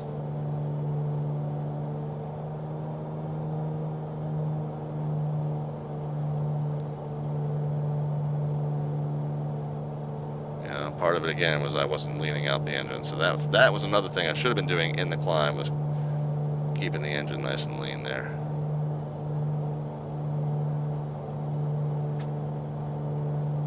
So now we've got some power back. So I've got to brush up on engine management in the Mooney. That's on me.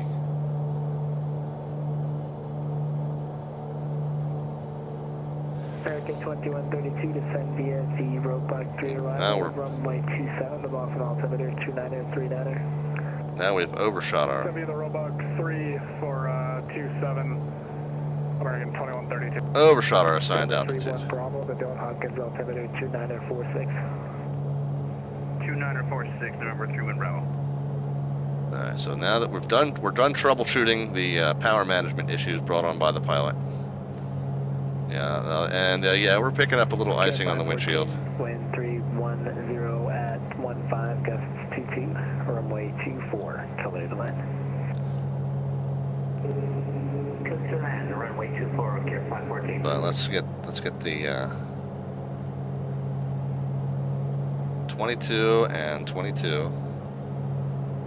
Get it leveled off at 10,000. Get it leaned out to 50 degrees rigid peak.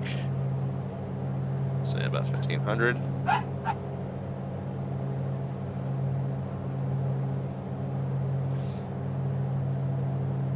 then we'll make another attempt to steer toward our VOR. Now we've gotten a little bit off course. We've gotten a little off course with the VOR. So we could track back toward what the path we were following in, but because we're just going direct, we can actually just recenter it and follow the new path in. Not ideal. Not ideal, but if you're going to go direct from where you are now, whether you're supposed to have been there or not supposed to have been there, then you can just center it and go from there. Okay. Expect runway 33. So the engine power issues, I think, were just a matter of me not leaning it as we went up. So again, just out of practice in the Mooney. Correction, 14 down the direct path. That is 1405 off of center, climb and maintain for level 360. Flight level 360, my apologies for the fumble of words on the initial contact, 1405. No problem at all. Thank you. Alright. So we're more or less stable at 10,000. We're more or less stable inbound to the Manchester VOR. We're going to get ready to flip over to the next VOR over, which is that Keene VOR, 109.4 and more or less westbound, 279. So we'll be ready.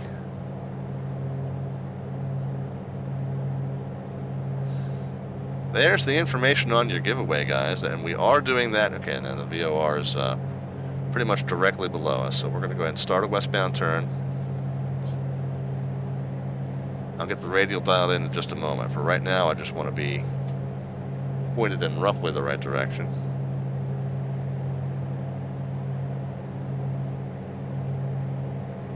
Losing some altitude in the turn. I'm going to turn to a 270 more or less just because I know I overshot the turn a little bit, turned a little late. But let's go ahead and get the thing dialed in, 279 or more or less. We're going to be direct to Keene on 109.5. No? We're not receiving it yet. Okay, well we'll just go 279 outbound from Manchester then.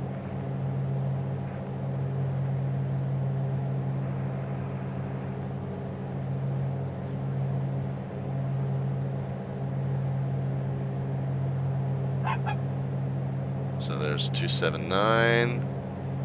Pick up a couple hundred feet just to get back on our assigned altitude of 10.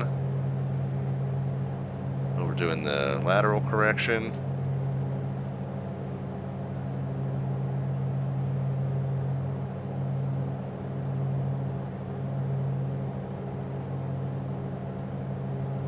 Almost to the point, guys, where I can trim this out, hand it to Otto, and then go back to talking to you guys. We're going to need to start briefing this arrival, though, too. These short flights are super, super busy.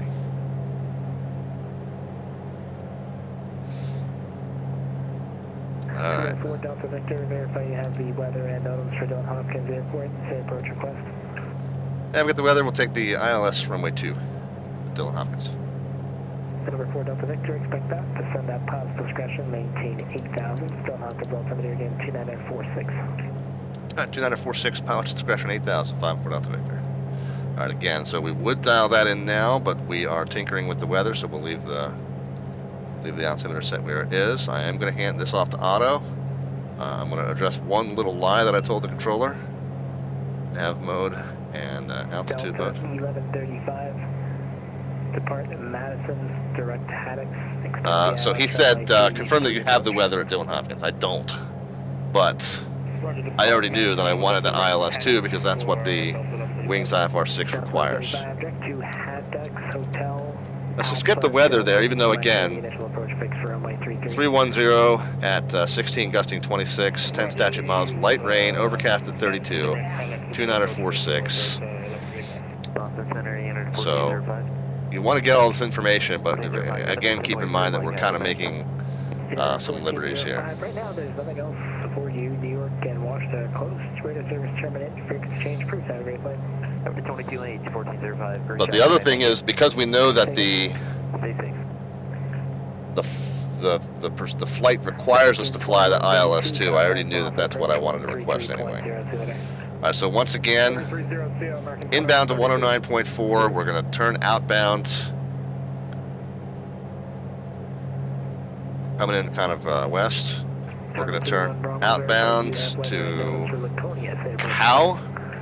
Even though this is a counterclockwise hold, we're going to come out here and follow that course outbound, and we're going to turn clockwise to rejoin the localizer inbound. The reason we do that is because we need to stay on the side that the hold's depicted in order to be in the area that's protected by that hold for obstacle clearance purposes, and then we'll fly that in.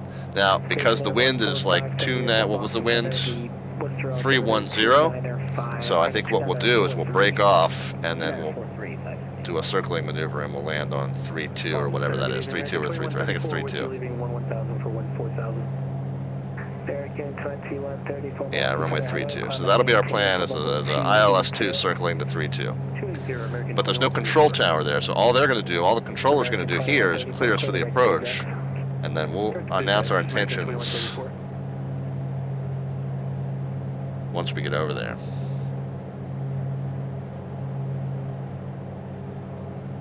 Alright, so 279, this is a 41-mile leg, and we're 12 miles out. Well, we should be receiving this on 109.4, I would think. I'm surprised if we're not. Let's go ahead and get into heading mode.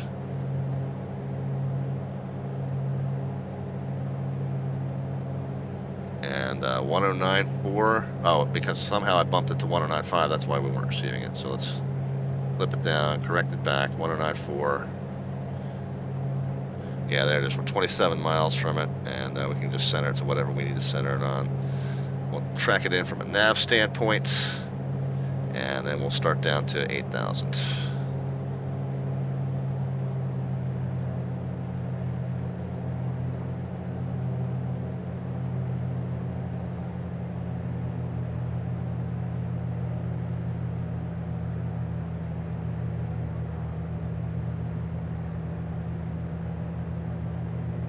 Matter of fact, we're going to start getting the prop and mix forward, which will kind of help us control the speed in the descent.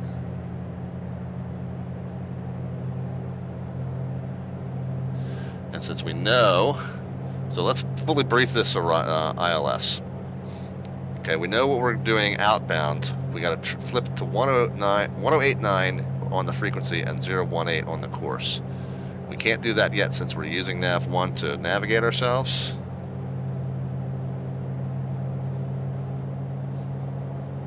We can at least set the frequency in the standby, 1089.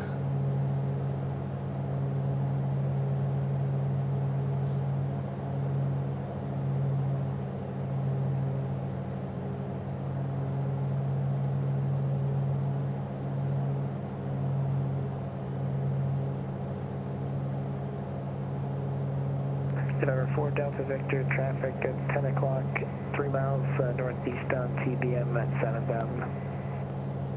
We're looking 5-4 Delta Victor. Number 31 Bravo, traffic 1 o'clock, 3 miles, a westbound Mooney at 9,500, descending 8,000. Yeah, there's no chance we're going to see him. No chance we're going to see him, but I don't know what the real weather has for cloud cover up where we are now, so just tell him we're looking.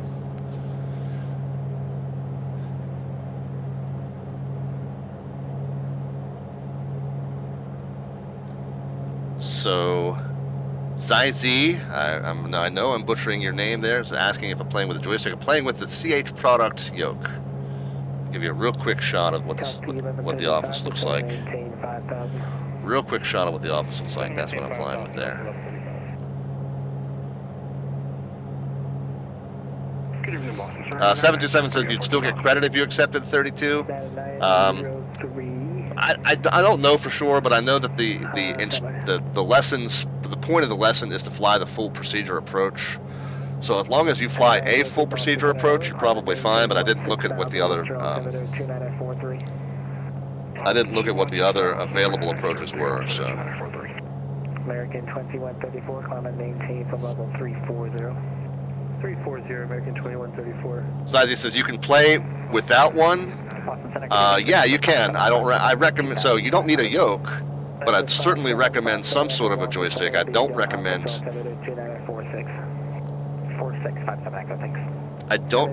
playing with mouse and keyboard.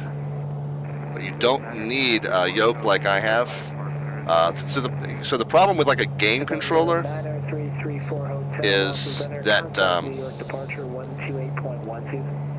you know, so like a joystick, you have like 3 or 4 inches of movement this way, 3 or 4 inches of movement this way. So if you need to make very fine, alright, keying at or above 6,000, clear for the ILS runway 2 approach, 5-4 out to Victor. So we got another 2,000 to lose. So if you have a joystick or a yoke, you've got lots and lots of movement to go, you know, from one side to the other. So if you're making very small adjustments, you have that ability. A game controller, like an Xbox controller, you only move the stick like an inch either way, and you're fully deflected. So if you're making very tiny adjustments, it's very difficult. So I recommend some sort of a joystick to learn how to fly with, rather than just an Xbox controller. It can be done. It's just you're making it harder on yourself if you're just learning.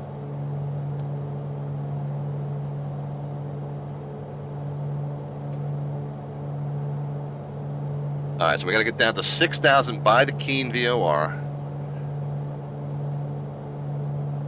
So once we can start that descent, once we're about 7 miles. I like to give myself 3.5 miles per 1,000.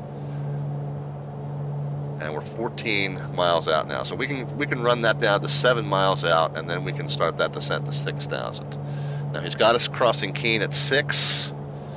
And then from Keen to KALB, we could descend to 3,500, and then as we make the turn in the hold, we can descend to 2,900. Once we're inbound from KALB, which is at 6.7, we can descend to 2,600. Once we get down to 1.6, we can be at 1,860. Of course, this is an ILS, so once we get down to 26, we'll intercept the glide slope at that point there at Swans.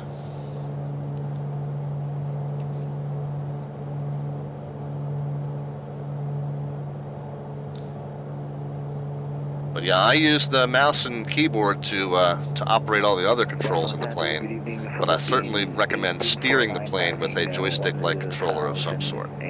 Like I said, you can do it with a mouse and keyboard, or you can do it with an Xbox-type controller or a gaming-type controller, but it does make it more difficult for you to learn. 2965 and climb 17,000, Philippine 1849.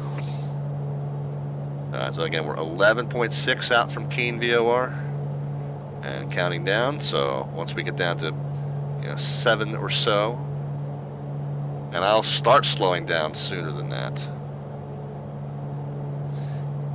And I'm going to do my best to hand fly that approach. I know I owe a bunch of you guys raffle tickets. We'll take care. We're going to do the drawing after we touch down here at Dillon Hopkins. So I know I owe a bunch of you guys raffle tickets. We will definitely get those redeemed tickets into the drawing before we make the drawing. So again, those of you new to the channel, monthly raffle drawing on this channel that gets you a chance to win some Slant Alpha merchandise, or if you would rather have a $25 gift card to either Amazon or the xplane.org store, you're certainly free to make those choices as well. We'll pull a name out of the fishbowl. You get the name into the fishbowl with those Twitch channel points at the bottom of your screen. I'm just going to start powering down here. You get those into the fishbowl at the bottom of your screen at the Twitch alphabets points at the bottom of the chat panel. Autopilot and flight director off. My airplane. Heaven help us. So we'll start descending to 6,000.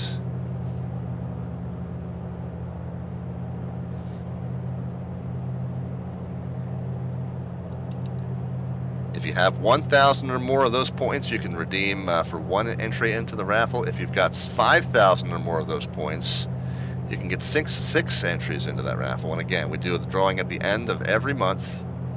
So this being the last stream of the month of April, we'll go ahead and make that drawing at the end of the stream tonight. Lucas with the redemption. Yeah, we'll take care of those for you. Any of you guys who have put in redemption requests during this flight, we will get those into the fishbowl before the drawing is done tonight. We'll give a last call, and then after the last call, any new entries go into the May drawing. But right now, you can still get them in for April. So I'm hand steering to maintain the radial, and descending to 6,000. I'm also starting to pull the power down, and I'm starting to get the props and mix forward so that we can get the speed under control. Good night. Close for Delta 234. Okay, so we're 4.7 miles out, and we got 1 more 1,000 foot to lose, so we can actually shallow this descent up a little bit here. Definitely to start down early. Delta 1135, wind 330 up 16, gusts 34, runway 33, clear to land. Clear to land, runway 33, Delta 1135. Oh, and by the way, if we land 3-2, it's going to be a right-hand turnoff, and we got to look at the missed approach procedure too. Missed approach is 1600, and then a left back to the Keene VOR, which we'll already have tuned, so that's good. We'll tune the Keene VOR 1089 on the nav 2 as well, just so we have it.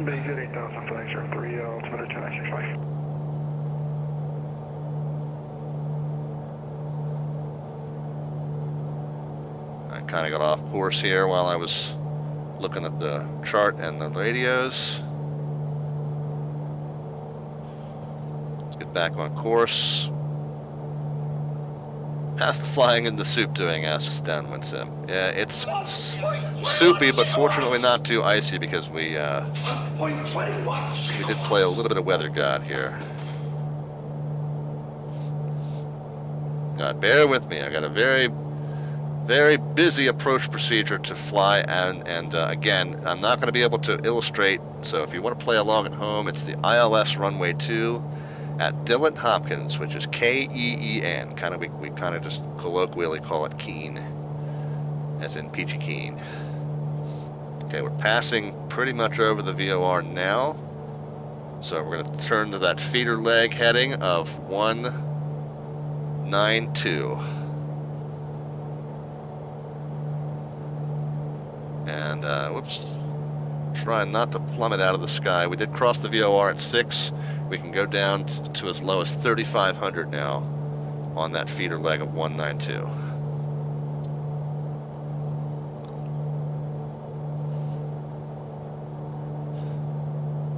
Let's get this spun around. Oh, come on. Yeah, anytime the plane gets a little turbulent, manipulating these controls by mouse gets really difficult. So there's 192. We gotta come back to it now.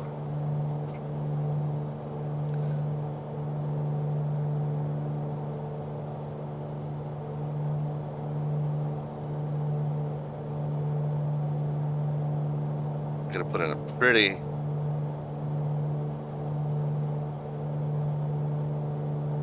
aggressive correction because we've overshot it by quite a bit.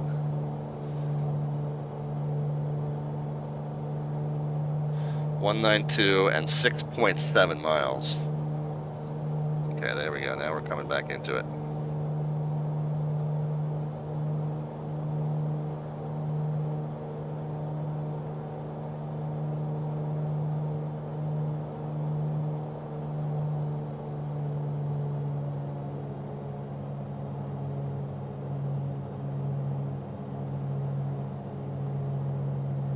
Okay, when we get out to that 6.7, we're going to flip to tracking the localizer.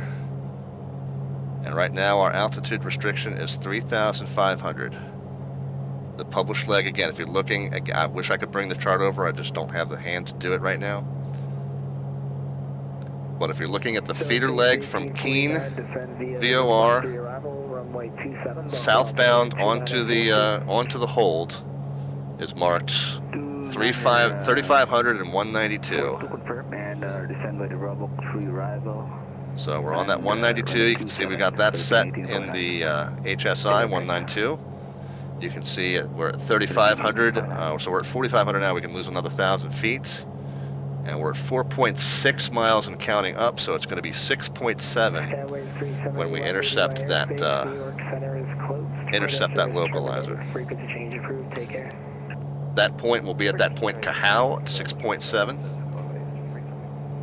We're going to flip over to the localizer 1089. I do have that. Over to Unicom, American 2134, see you. I do have that in the standby, but we're going to need to flip the course to 018.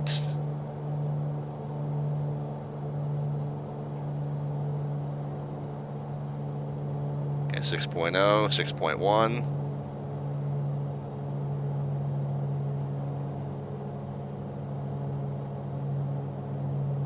Six 6.5, 6.6, 6.7. Okay, so let's flip the nav 1089, and the localizer is 018.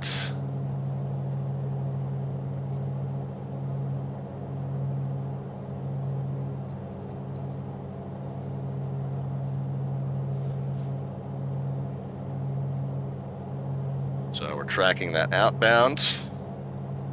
We're going to keep 3,500 now. Tracking that localizer outbound. I'm going to start the timer for 1 minute. A little bit. Taxi to that VSC, good night. Keep it around VSC around Delta 1135. Let's keep 3,500. Let's trim up a little bit.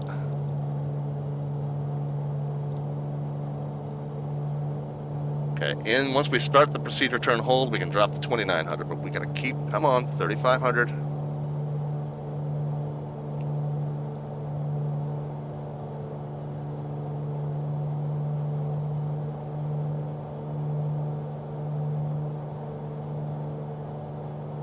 And remember, the hold turns are normally depicted here as lefts, but because we're going in the opposite direction, we got to make a right to stay on the side where the hold is. So that these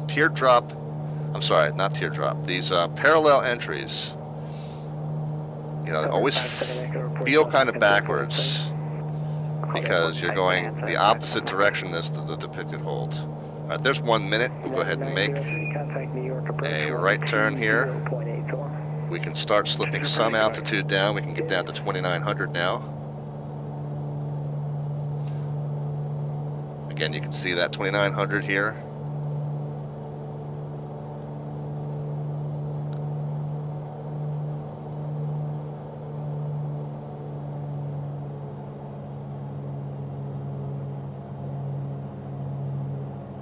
I don't remember whether he asked us to report the whole turn inbound, but we certainly can if we don't get a landing clearance.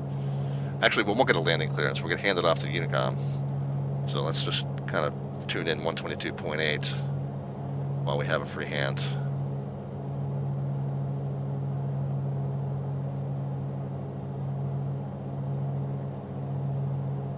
Keep coming around. Number 31 Bravo, no radar traffic observed between you and the Laconia Airport. Port IFR cancellation on this approach on this frequency. Change to advisory frequency approved. Alright, so 2,900. Change to advisory, November 143 Bravo. No lower than 2,900 until established on the loc. Panther 57 Echo has the airport site. Panther 57 Echo, thank you. Free go. Traffic 4 miles southwest of the airport to Mooney at a 3,000. They're setting up for the approach to runway 2. Looks like you should beat them in. You'll probably see them on Unicom. Squawk VFR, radar service terminated. Frequency change approved. Good day. Looking for the traffic, Squawk VFR and change approved, Bonanza 57 Echo. Good day. So obviously we've got some VFR traffic to look out for. Forward Delta Victor. Traffic 10 miles southeast of the Don Hopkins Airport is a Bonanza out of 2,600. They're inbound VFR. You should see them on Unicom. It looks like they're going to be a couple minutes ahead of you, possibly, but maybe a little bit close. Just keep an eye out for them as you head inbound. Other than that, there's no radar traffic observed between you and the airport. Port IFR cancellation on this approach on this frequency. Change to advisory frequency approved. All right, we'll keep a lookout for the Bonanza and frequency change approved. We'll call IFR cancellation when we get back. 5 and 4 Delta Victor.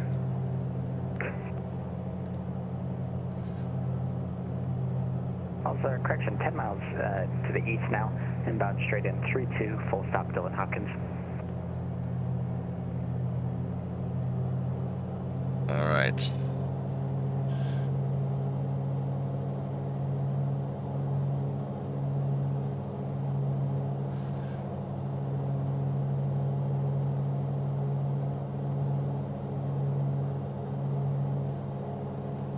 We've got one problem, is that we don't have a good way in this aircraft to set up VOR to DME on nav 2.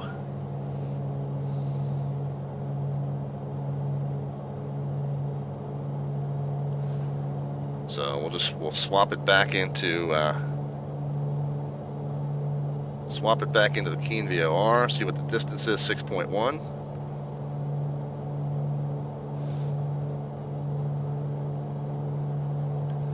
Dylan Hopkins traffic, Mooney 514 Delta Victor is 6 miles south of the airport. We're ILS 2. We're gonna circle the 32, looking for that Bonanza 514 Delta Victor.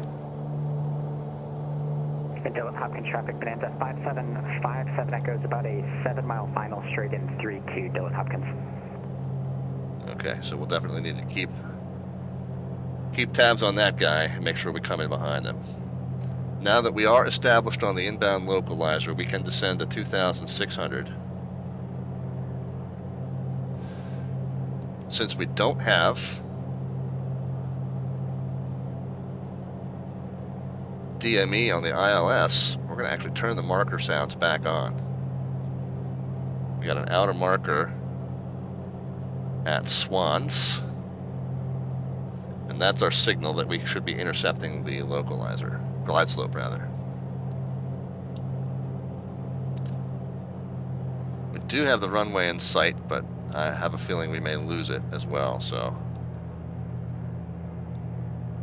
we'll proceed as though we're still IMC here.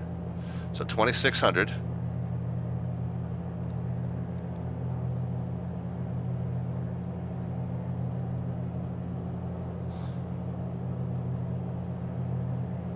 Minimums for circling is 1860, by the way.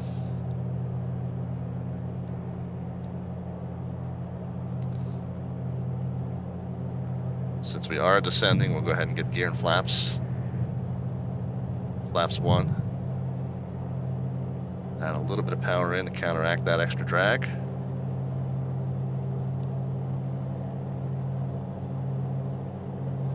And since we're down to 90 knots now, I'm going to go ahead and go flaps 2, and I'm going to kind of slow up on purpose just to make sure that Bonanza has time to get in ahead of us.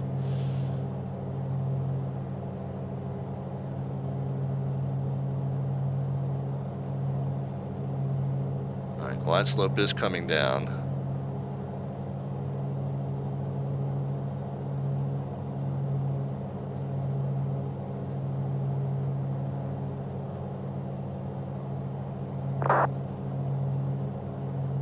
.7 from the VOR.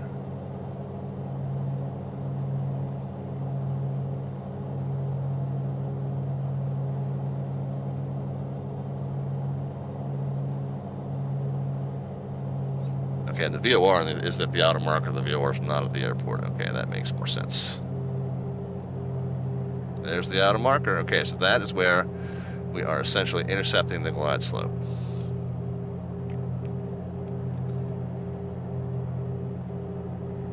Keen traffic, Mooney 514 Delta Victor now at the outer marker ILS 2. We're going to circle to 32. We've got the Bonanza in sight. We'll stay behind you, 514 Delta Victor.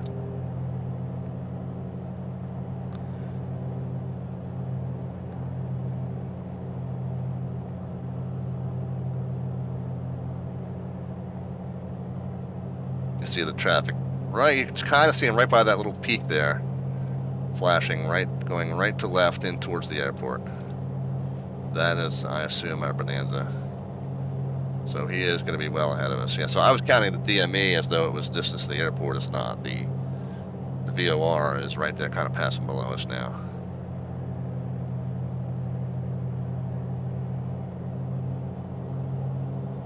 All right, we're below the glide slope here, so I'm going to correct and get back up on it.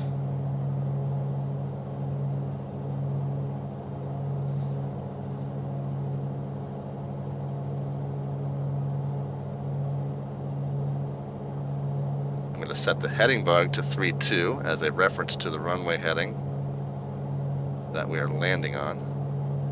That'll help us kind of square off a base turn to it once we get a little closer in. Looks like that Bonanza has made it in.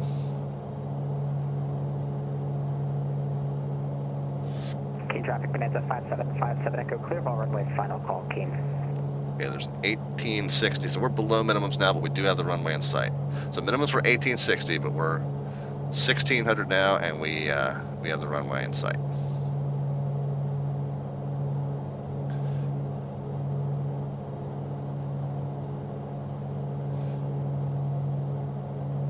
Keen traffic, Mooney 514 Delta Victor is about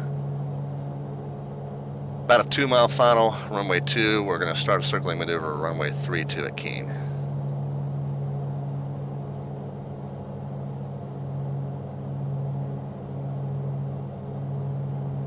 All right, we do see some hills here.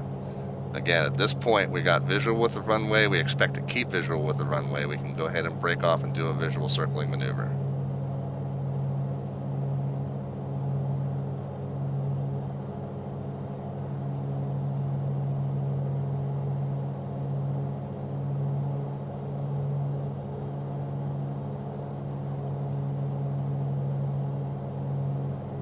So there we are, basically on a base.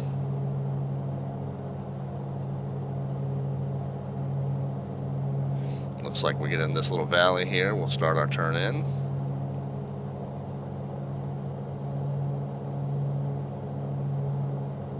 Guys can start putting some predictions into the chat. We don't need any kind of a bot command.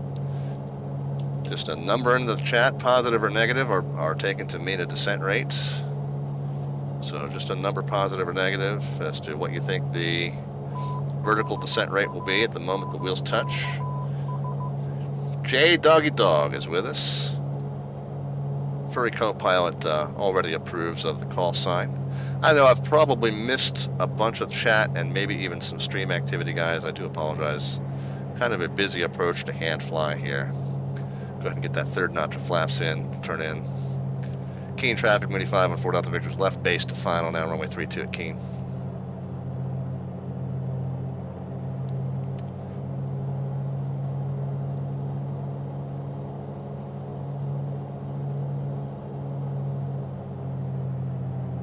Flaps are set and checked, gear is down.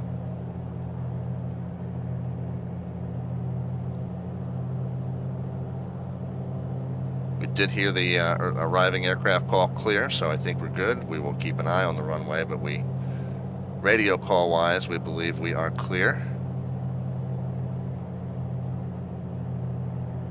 We will aim for 75 down final and 70 over the numbers.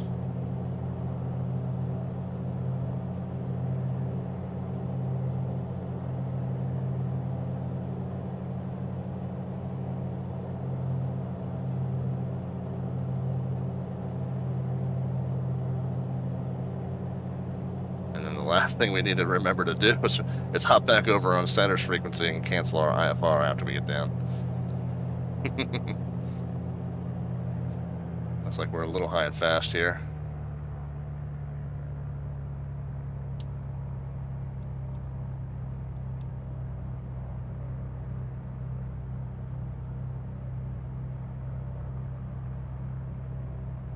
Goal is to kind of be, yeah, we're coming in a little steep.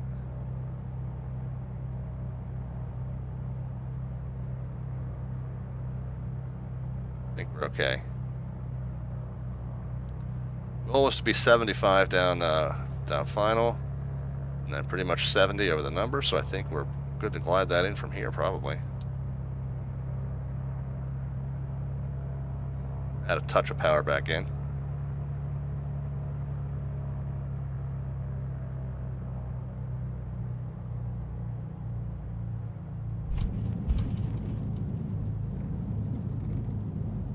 That'll do, pig. That'll do.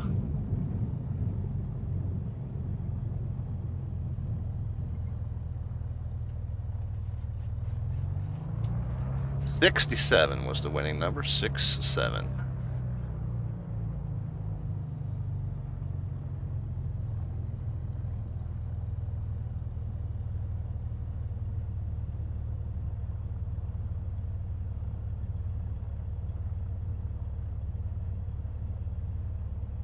Flaps can be stowed.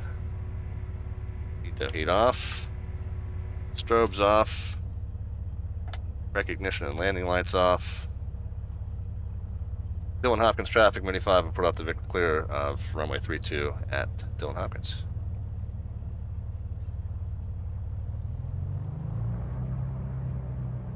Go ahead and get parked over here. Do need to go ahead and swap back up into 34-7, cancel our IFR. 7, that guys, I think I have a voice issue there. Just want to verify Delta 94 Sierra Delta, climb and maintain flight level 340. Go ahead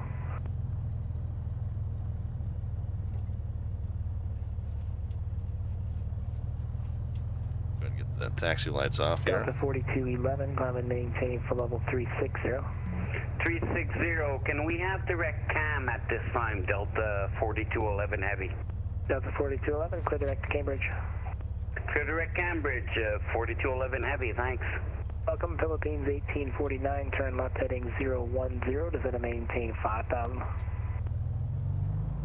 Left heading 010, descend. Parking brake is on, guys. I think that was successful. We'll check and see if we got the official pass from the controller, but I felt good about the adherence to the procedure. We did get a little bit below glide slope once we we were cleared down to 2600 to intercept, and I think after we intercepted, I think we did fall a little bit below glide slope. I don't think we violated 1860 until after we definitely had sight of the runway, though, so I think we were okay. I didn't see specifically how much the needle deviated, but I felt like we were probably within spec there. I'd have to watch it back to be sure. But as far as the execution of the whole turn and such, let me just go ahead and Center Mini 5 will put out the Victors on the ground. Dillon Hopkins, cancel IFR. November 4, Delta Victor, congratulations on passing IFR 6. IFR cancellation is received. Thanks, Ed. We'll see you. Thank you very much. I guess you were planning to do 7, but we're probably going to run out of time, huh? Yeah, I'm going on tonight, man. Okay, sounds good. This one. Oh, Crazy Canuck was working approaches for us tonight. Awesome. Yeah, absolutely. Appreciated all the service we got tonight, and of course we always have it. We have a wonderful partnership, not an official one with Boston Virtual ARTCC, but of course we have the official partnership with Flight Sim Expo, which is put on by pretty much that same group of guys, so we're very much friends with them and aligned with their mission. Flight Sim Expo, guys, no longer in June, September 24th to 26th. And I am attending that in person. As a matter of fact, I am so looking forward to that I am counting down the hours, literally. Flight Sim Expo is now 3,489 hours away. So looking forward to that very much. Now you have to add about 30 to that. That's the time that I leave the house here to head to pick up my flight from Baltimore out to San Diego. So that's Thursday morning.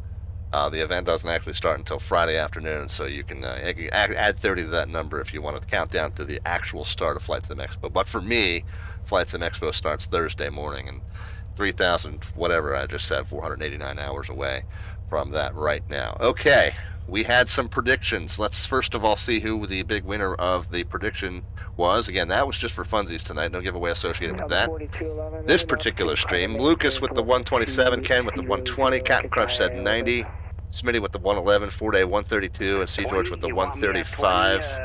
So 67, I came in under everybody's guesses, so that's going to make Captain Crunch our big winner on that. Let me just kind of skip back. I think I said hi to everybody that hit the follow button. Simviation, Andy Boy, Jim Bro, and J Doggy Dog. So hello and thank you for the follows, guys. Who did I see in the chat, or who did I miss in the chat as far as those of you? New England Aviator popped in. Yeah, he was marveling at the ice. I think I read the message, but I might not have fully said hi to you. But I appreciate you stopping back in. We did talk about the controllers for Zazie, or whatever the pronunciation of that is, and I do apologize. I know I butchered that badly. We did say hi to Downwind Sim, Smitty. I know I'm pretty sure I said hi to, and I think that covers everybody. Okay, very good. And Crazy Canuck, like I said, yeah, thank you. All the controllers, of course, we know Evan very well, but it sounded like at least one of my approach controllers and maybe even my ground controller was on with the stream tonight. So thank you to all of you guys that were on the stream with us as air traffic controllers in the Boston, and we had a couple of the planes that were traffic in the area that were on the stream as well. All right, very cool, guys. Let's finish up the shutdown, and then we'll kind of take care of this raffle stuff. We got the parking brake on, taxi light off. We can get the transponder shut off. We can set that back to 1200 and spin that off. The elevator trim reset. Okay, we'll do that. Fuel and ETA I'm not going to worry about. The well, I will show you this. ETA on the ground 11:27, and look what time it is, guys. So that worked out pretty well. We actually got off the ground a little bit earlier than what I have in here, but we've also been on the ground for at least 5 minutes. So that timing worked out really well. I presume the fuel estimate did also, but we'll worry about that another day. We can get the transponder off. We can get the secondary radios off. Philippines 1849, turn left heading 290. Maybe. Yeah, there we go. There we go. All right, and then we'll get the radio master off. Delta 42. The mix can go in the cutoff. We get that stupid log that we don't want. I wish I could disable. If anybody knows of a mod to disable that stupid log thing, please tell me. Post a link to it in the chat. Feather the props now. Magnetos can be shut off. Magnetos. Breakfast of Champions. Magnetos are off.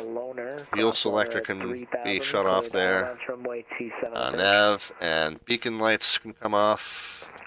Oops, off I said. There we go. The alternator and battery switch off. Alright, there we go. And there goes Evan. Alright, gentlemen. Let's get ourselves a nice... Yeah, let's get ourselves a nice view of the airport here. Nice shot to go out on, and of course we have to do our raffle drawing as well. So there you go. Alright, very cool. Well, while I am working on getting all the rest of our tickets in, I will talk about the stream social media links. You see that on the bottom of the screen there.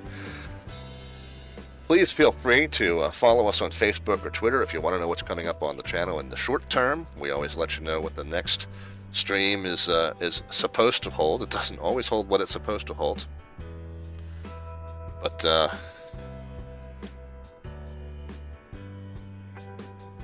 feel free to join us on Slant Alpha on either Facebook or Twitter. The Discord channel is, the Discord server is open to anybody who wants to kind of join in the conversation. Links on the lower right-hand side of your screen. Hang on, guys. I'm just writing out some tickets. And if you want to catch any of our old flight broadcasts, or if you want to check out some of the tutorials we have, over on our YouTube channel, the link's on the lower left-hand side of your screen. We now have separated that tutorial playlist to where these Wings Over New England flights are in their own playlist now. And we'll add this stream to that once we get that uploaded later this weekend. But we've got our VATSIM procedural tutorials. We've got a tutorial there about the putting together an IFR or VFR route. We've got a tutorial there on what to say to air traffic controllers. We've got a tutorial there on what the equipment codes mean. So your Slant Alpha, your Slant Lima, Slant Whiskey, all that slant stuff that we talk about on the channel. If you want to know what that means, there's a tutorial over there for that. And then there's one for you saw the flight timing and fuel estimate spreadsheet that I use. I don't use Simbri for any of the online flight planning tools. I use my own numbers for that. And if you want to see how you can kind of develop your own numbers for that, you can check out that tutorial as well.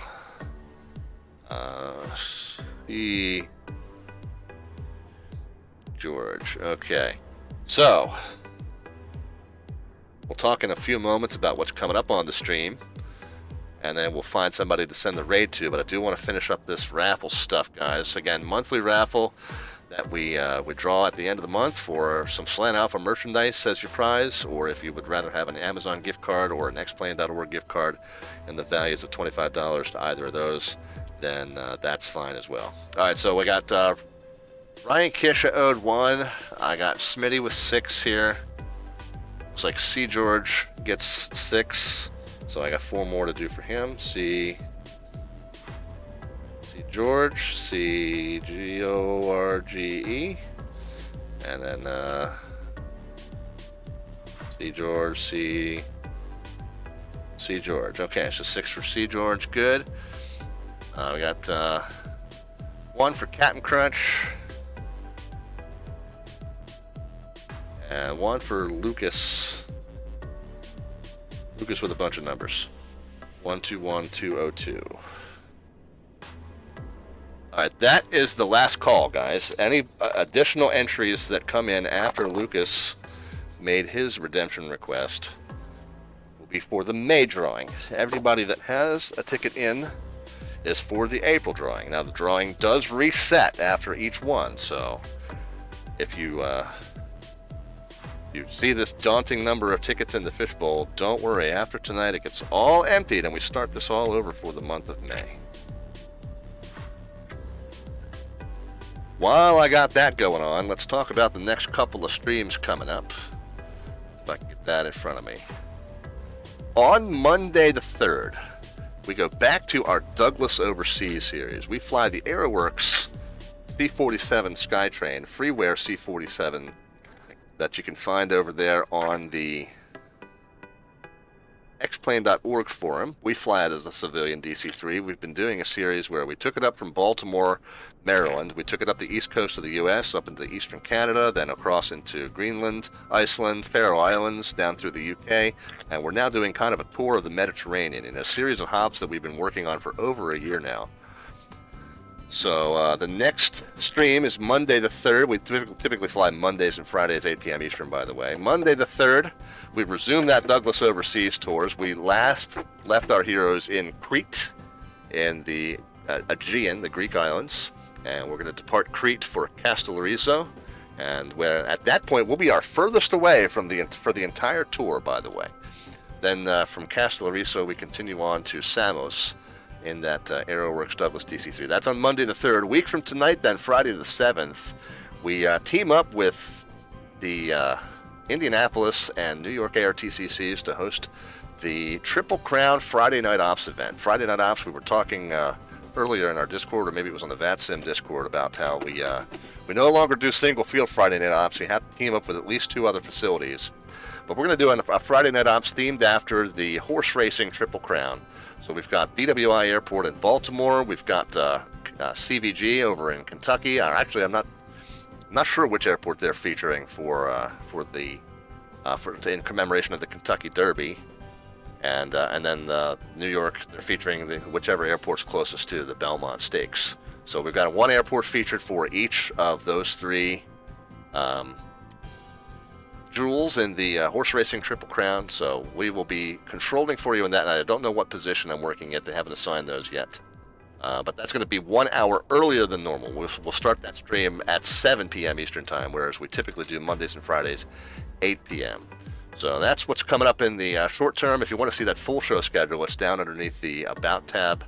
You can check that out. You can also find that full show schedule published on our Facebook page and on our Discord server, which we mentioned earlier. Okay, that's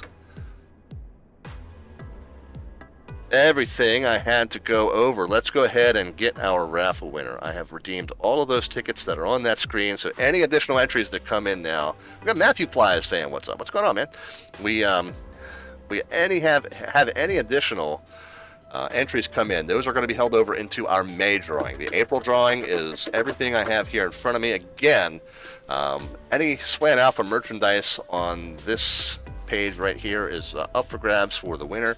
You can choose 1 item here. If you don't want any of my crap, the Amazon gift card or the xplane.org gift card is fine in the values of $25 to either.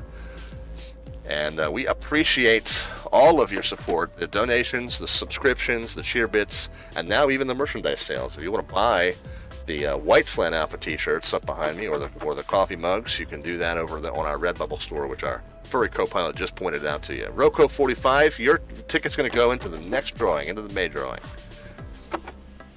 Oh, Astro passed his OTS. Might be getting a solar cert. Excellent. Congratulations, man. All right. Are we ready? Can we do the, let me trigger the fanfare here real quick, and we'll... Melvin wants a mug. All right, let's trigger the fanfare here. If I can spell the word fanfare right, it probably would help.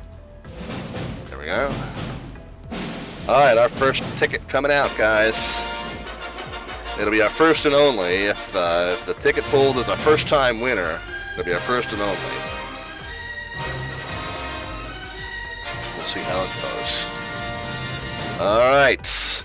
The winner of the April 2021 drawing for the Slant Alpha Adventures channel, and their choice of any Slant Alpha merchandise on this page, or a $25 gift card to Amazon or X-Plane, is longtime friend of the stream. Hang on, I gotta see if he's a first-time winner. I gotta go back here and see if that this person has been. I know the suspense is killing you guys. Whoops. You weren't supposed to see that. Let me see. This is not a first-time winner, so it means we are going to pull another ticket as well. So the person on this ticket has won before, but is winning for the third time actually, but has been around the stream a long time. But we're going to pull another ticket out of there so that we'll have our designated winner here, but we're also going to make sure that a first-time winner walks away with something tonight as well. Mr. Jet Pilot Cinnamon is our first raffle winner for the month of April. JPC. I haven't heard from him tonight. I don't think he's here. But I will get in touch with him and let him know that his winning raffle ticket has earned him another piece of Slant Alpha merchandise or $25 gift card of his choosing. Let me go ahead and pull a second ticket. Now, the way I'm going to work this is if I happen to pull another ticket that is not a first-time winner. Oh, Melvin Leroy's chatting with him on Discord. Okay, cool. So the next ticket that comes out of here, if it's not a first-time winner, it's not going to count. But anybody that has not won on the stream before that has a ticket in here, prepare. We are going to pull another one. JPC indeed, yeah. All right, let's see who our second winner is tonight. Yeah, he's back in training, down for his airline, where he's switching from, I think, the 145 to the 175. Everything going well with that so far, from what I hear. He got disrupted by COVID the first go around, but he's feeling better and back at training base, and everything seems to be going well. All right, let's see if this ticket is a first-time winner. This ticket, I think, has won before. Let me consult my list. On his way to Dallas, is he? Okay. Yes, this ticket has won before, so I'm going to throw that one away. This ticket actually has won the raffle, the monthly raffle before. So let's see. Let me pull another name out of here. But somebody that hasn't won anything on the stream before. Oh, I'm pretty sure this is not. This is kind of another longtime friend of the stream, but this is not somebody who has won before. So I know he was in the chat earlier, but I think he'll be happy here. So our second April winner, another longtime friend of the stream, but first-time winner of any of our Slant Alpha prizes, is my virtual boss at CDC, is Victor 4288. So there you go, Victor 4288. You are our second winner for the April drawing. So JPC and Victor 4288, thank you to everybody else that had tickets into the drawing, and we appreciate your support. We appreciate all of the subscriptions and donations and cheer bits and merchandise sales that you guys make that help support the stream. And again, I don't do this for a living at all. This is all for as much for my own entertainment and enjoyment as it is for yours, and I'm just flattered and honored that you guys do enjoy and keep coming back. So everything that you give to me through the stream, I try to give as much of it as I can back to you. So JPC and Victor 4288, yeah, that does seem kind of rigged, doesn't it? 727 Freak. But yeah, I know he's a longtime friend, and very pleased to see that that his raffle ticket got pulled tonight, so I'll be able to send him a little Slant Alpha stuff. All right, guys. Well, thank you again, and we've already gone over all the social media stuff. Appreciate you being here tonight. Thanks to the great guys at Boston Virtual ARTCC. Don't forget, Flight Sim Expo, San Diego, California, the Town and Country Resort, September 24th through the 26th. Slant Alpha Adventures will be attending in person. Woo! And so if you guys are able to make it out there and say hi and grab a drink or a burger or whatever is appropriate for whatever you are able to partake in with me once we get out there. It's going to be quite a party. We're going to be streaming as much as we can from that as an official media partner of the Flight Sim Expo event. Again, September 24th and 26th, and looking forward to that. Thanks again to the guys from Boston that were on the channel with us tonight and were even in the stream with us tonight. As well as everybody else who stopped by. So I think that's going to do it. Let's see who are we sending this raid over to. Let's kind of take a peek and see who's on. Let us see who we got. Oh yeah, I think that's a good call right there. Guys, stay tuned. Let's see what this gentleman is up to. He's always lots of fun. Oh, he's doing some helicopter flying. Is he in Flight Sim 2020? No. It looks like he's in DCS. That's all right though. He's doing some heliops in Digital Combat Sim, but he's an awful lot of fun. He's a hell of a streamer. He's a great host. He's a riot. He's a laugh riot. I will warn you, he's not quite as family friendly as I am all the time. But we are going to go ahead and send the raid over to you, Mr. Canadian Captain Mustache. So guys, stay tuned for that and enjoy. Please send him some Slant Alpha love. Let him know how much we appreciate him, and enjoy his stream. I know you will. But we will see you on Monday back over from Greece. In the meantime, have a great rest of your weekend, and be healthy and safe in your own travels and your own adventures. Thanks again. Talk to you soon.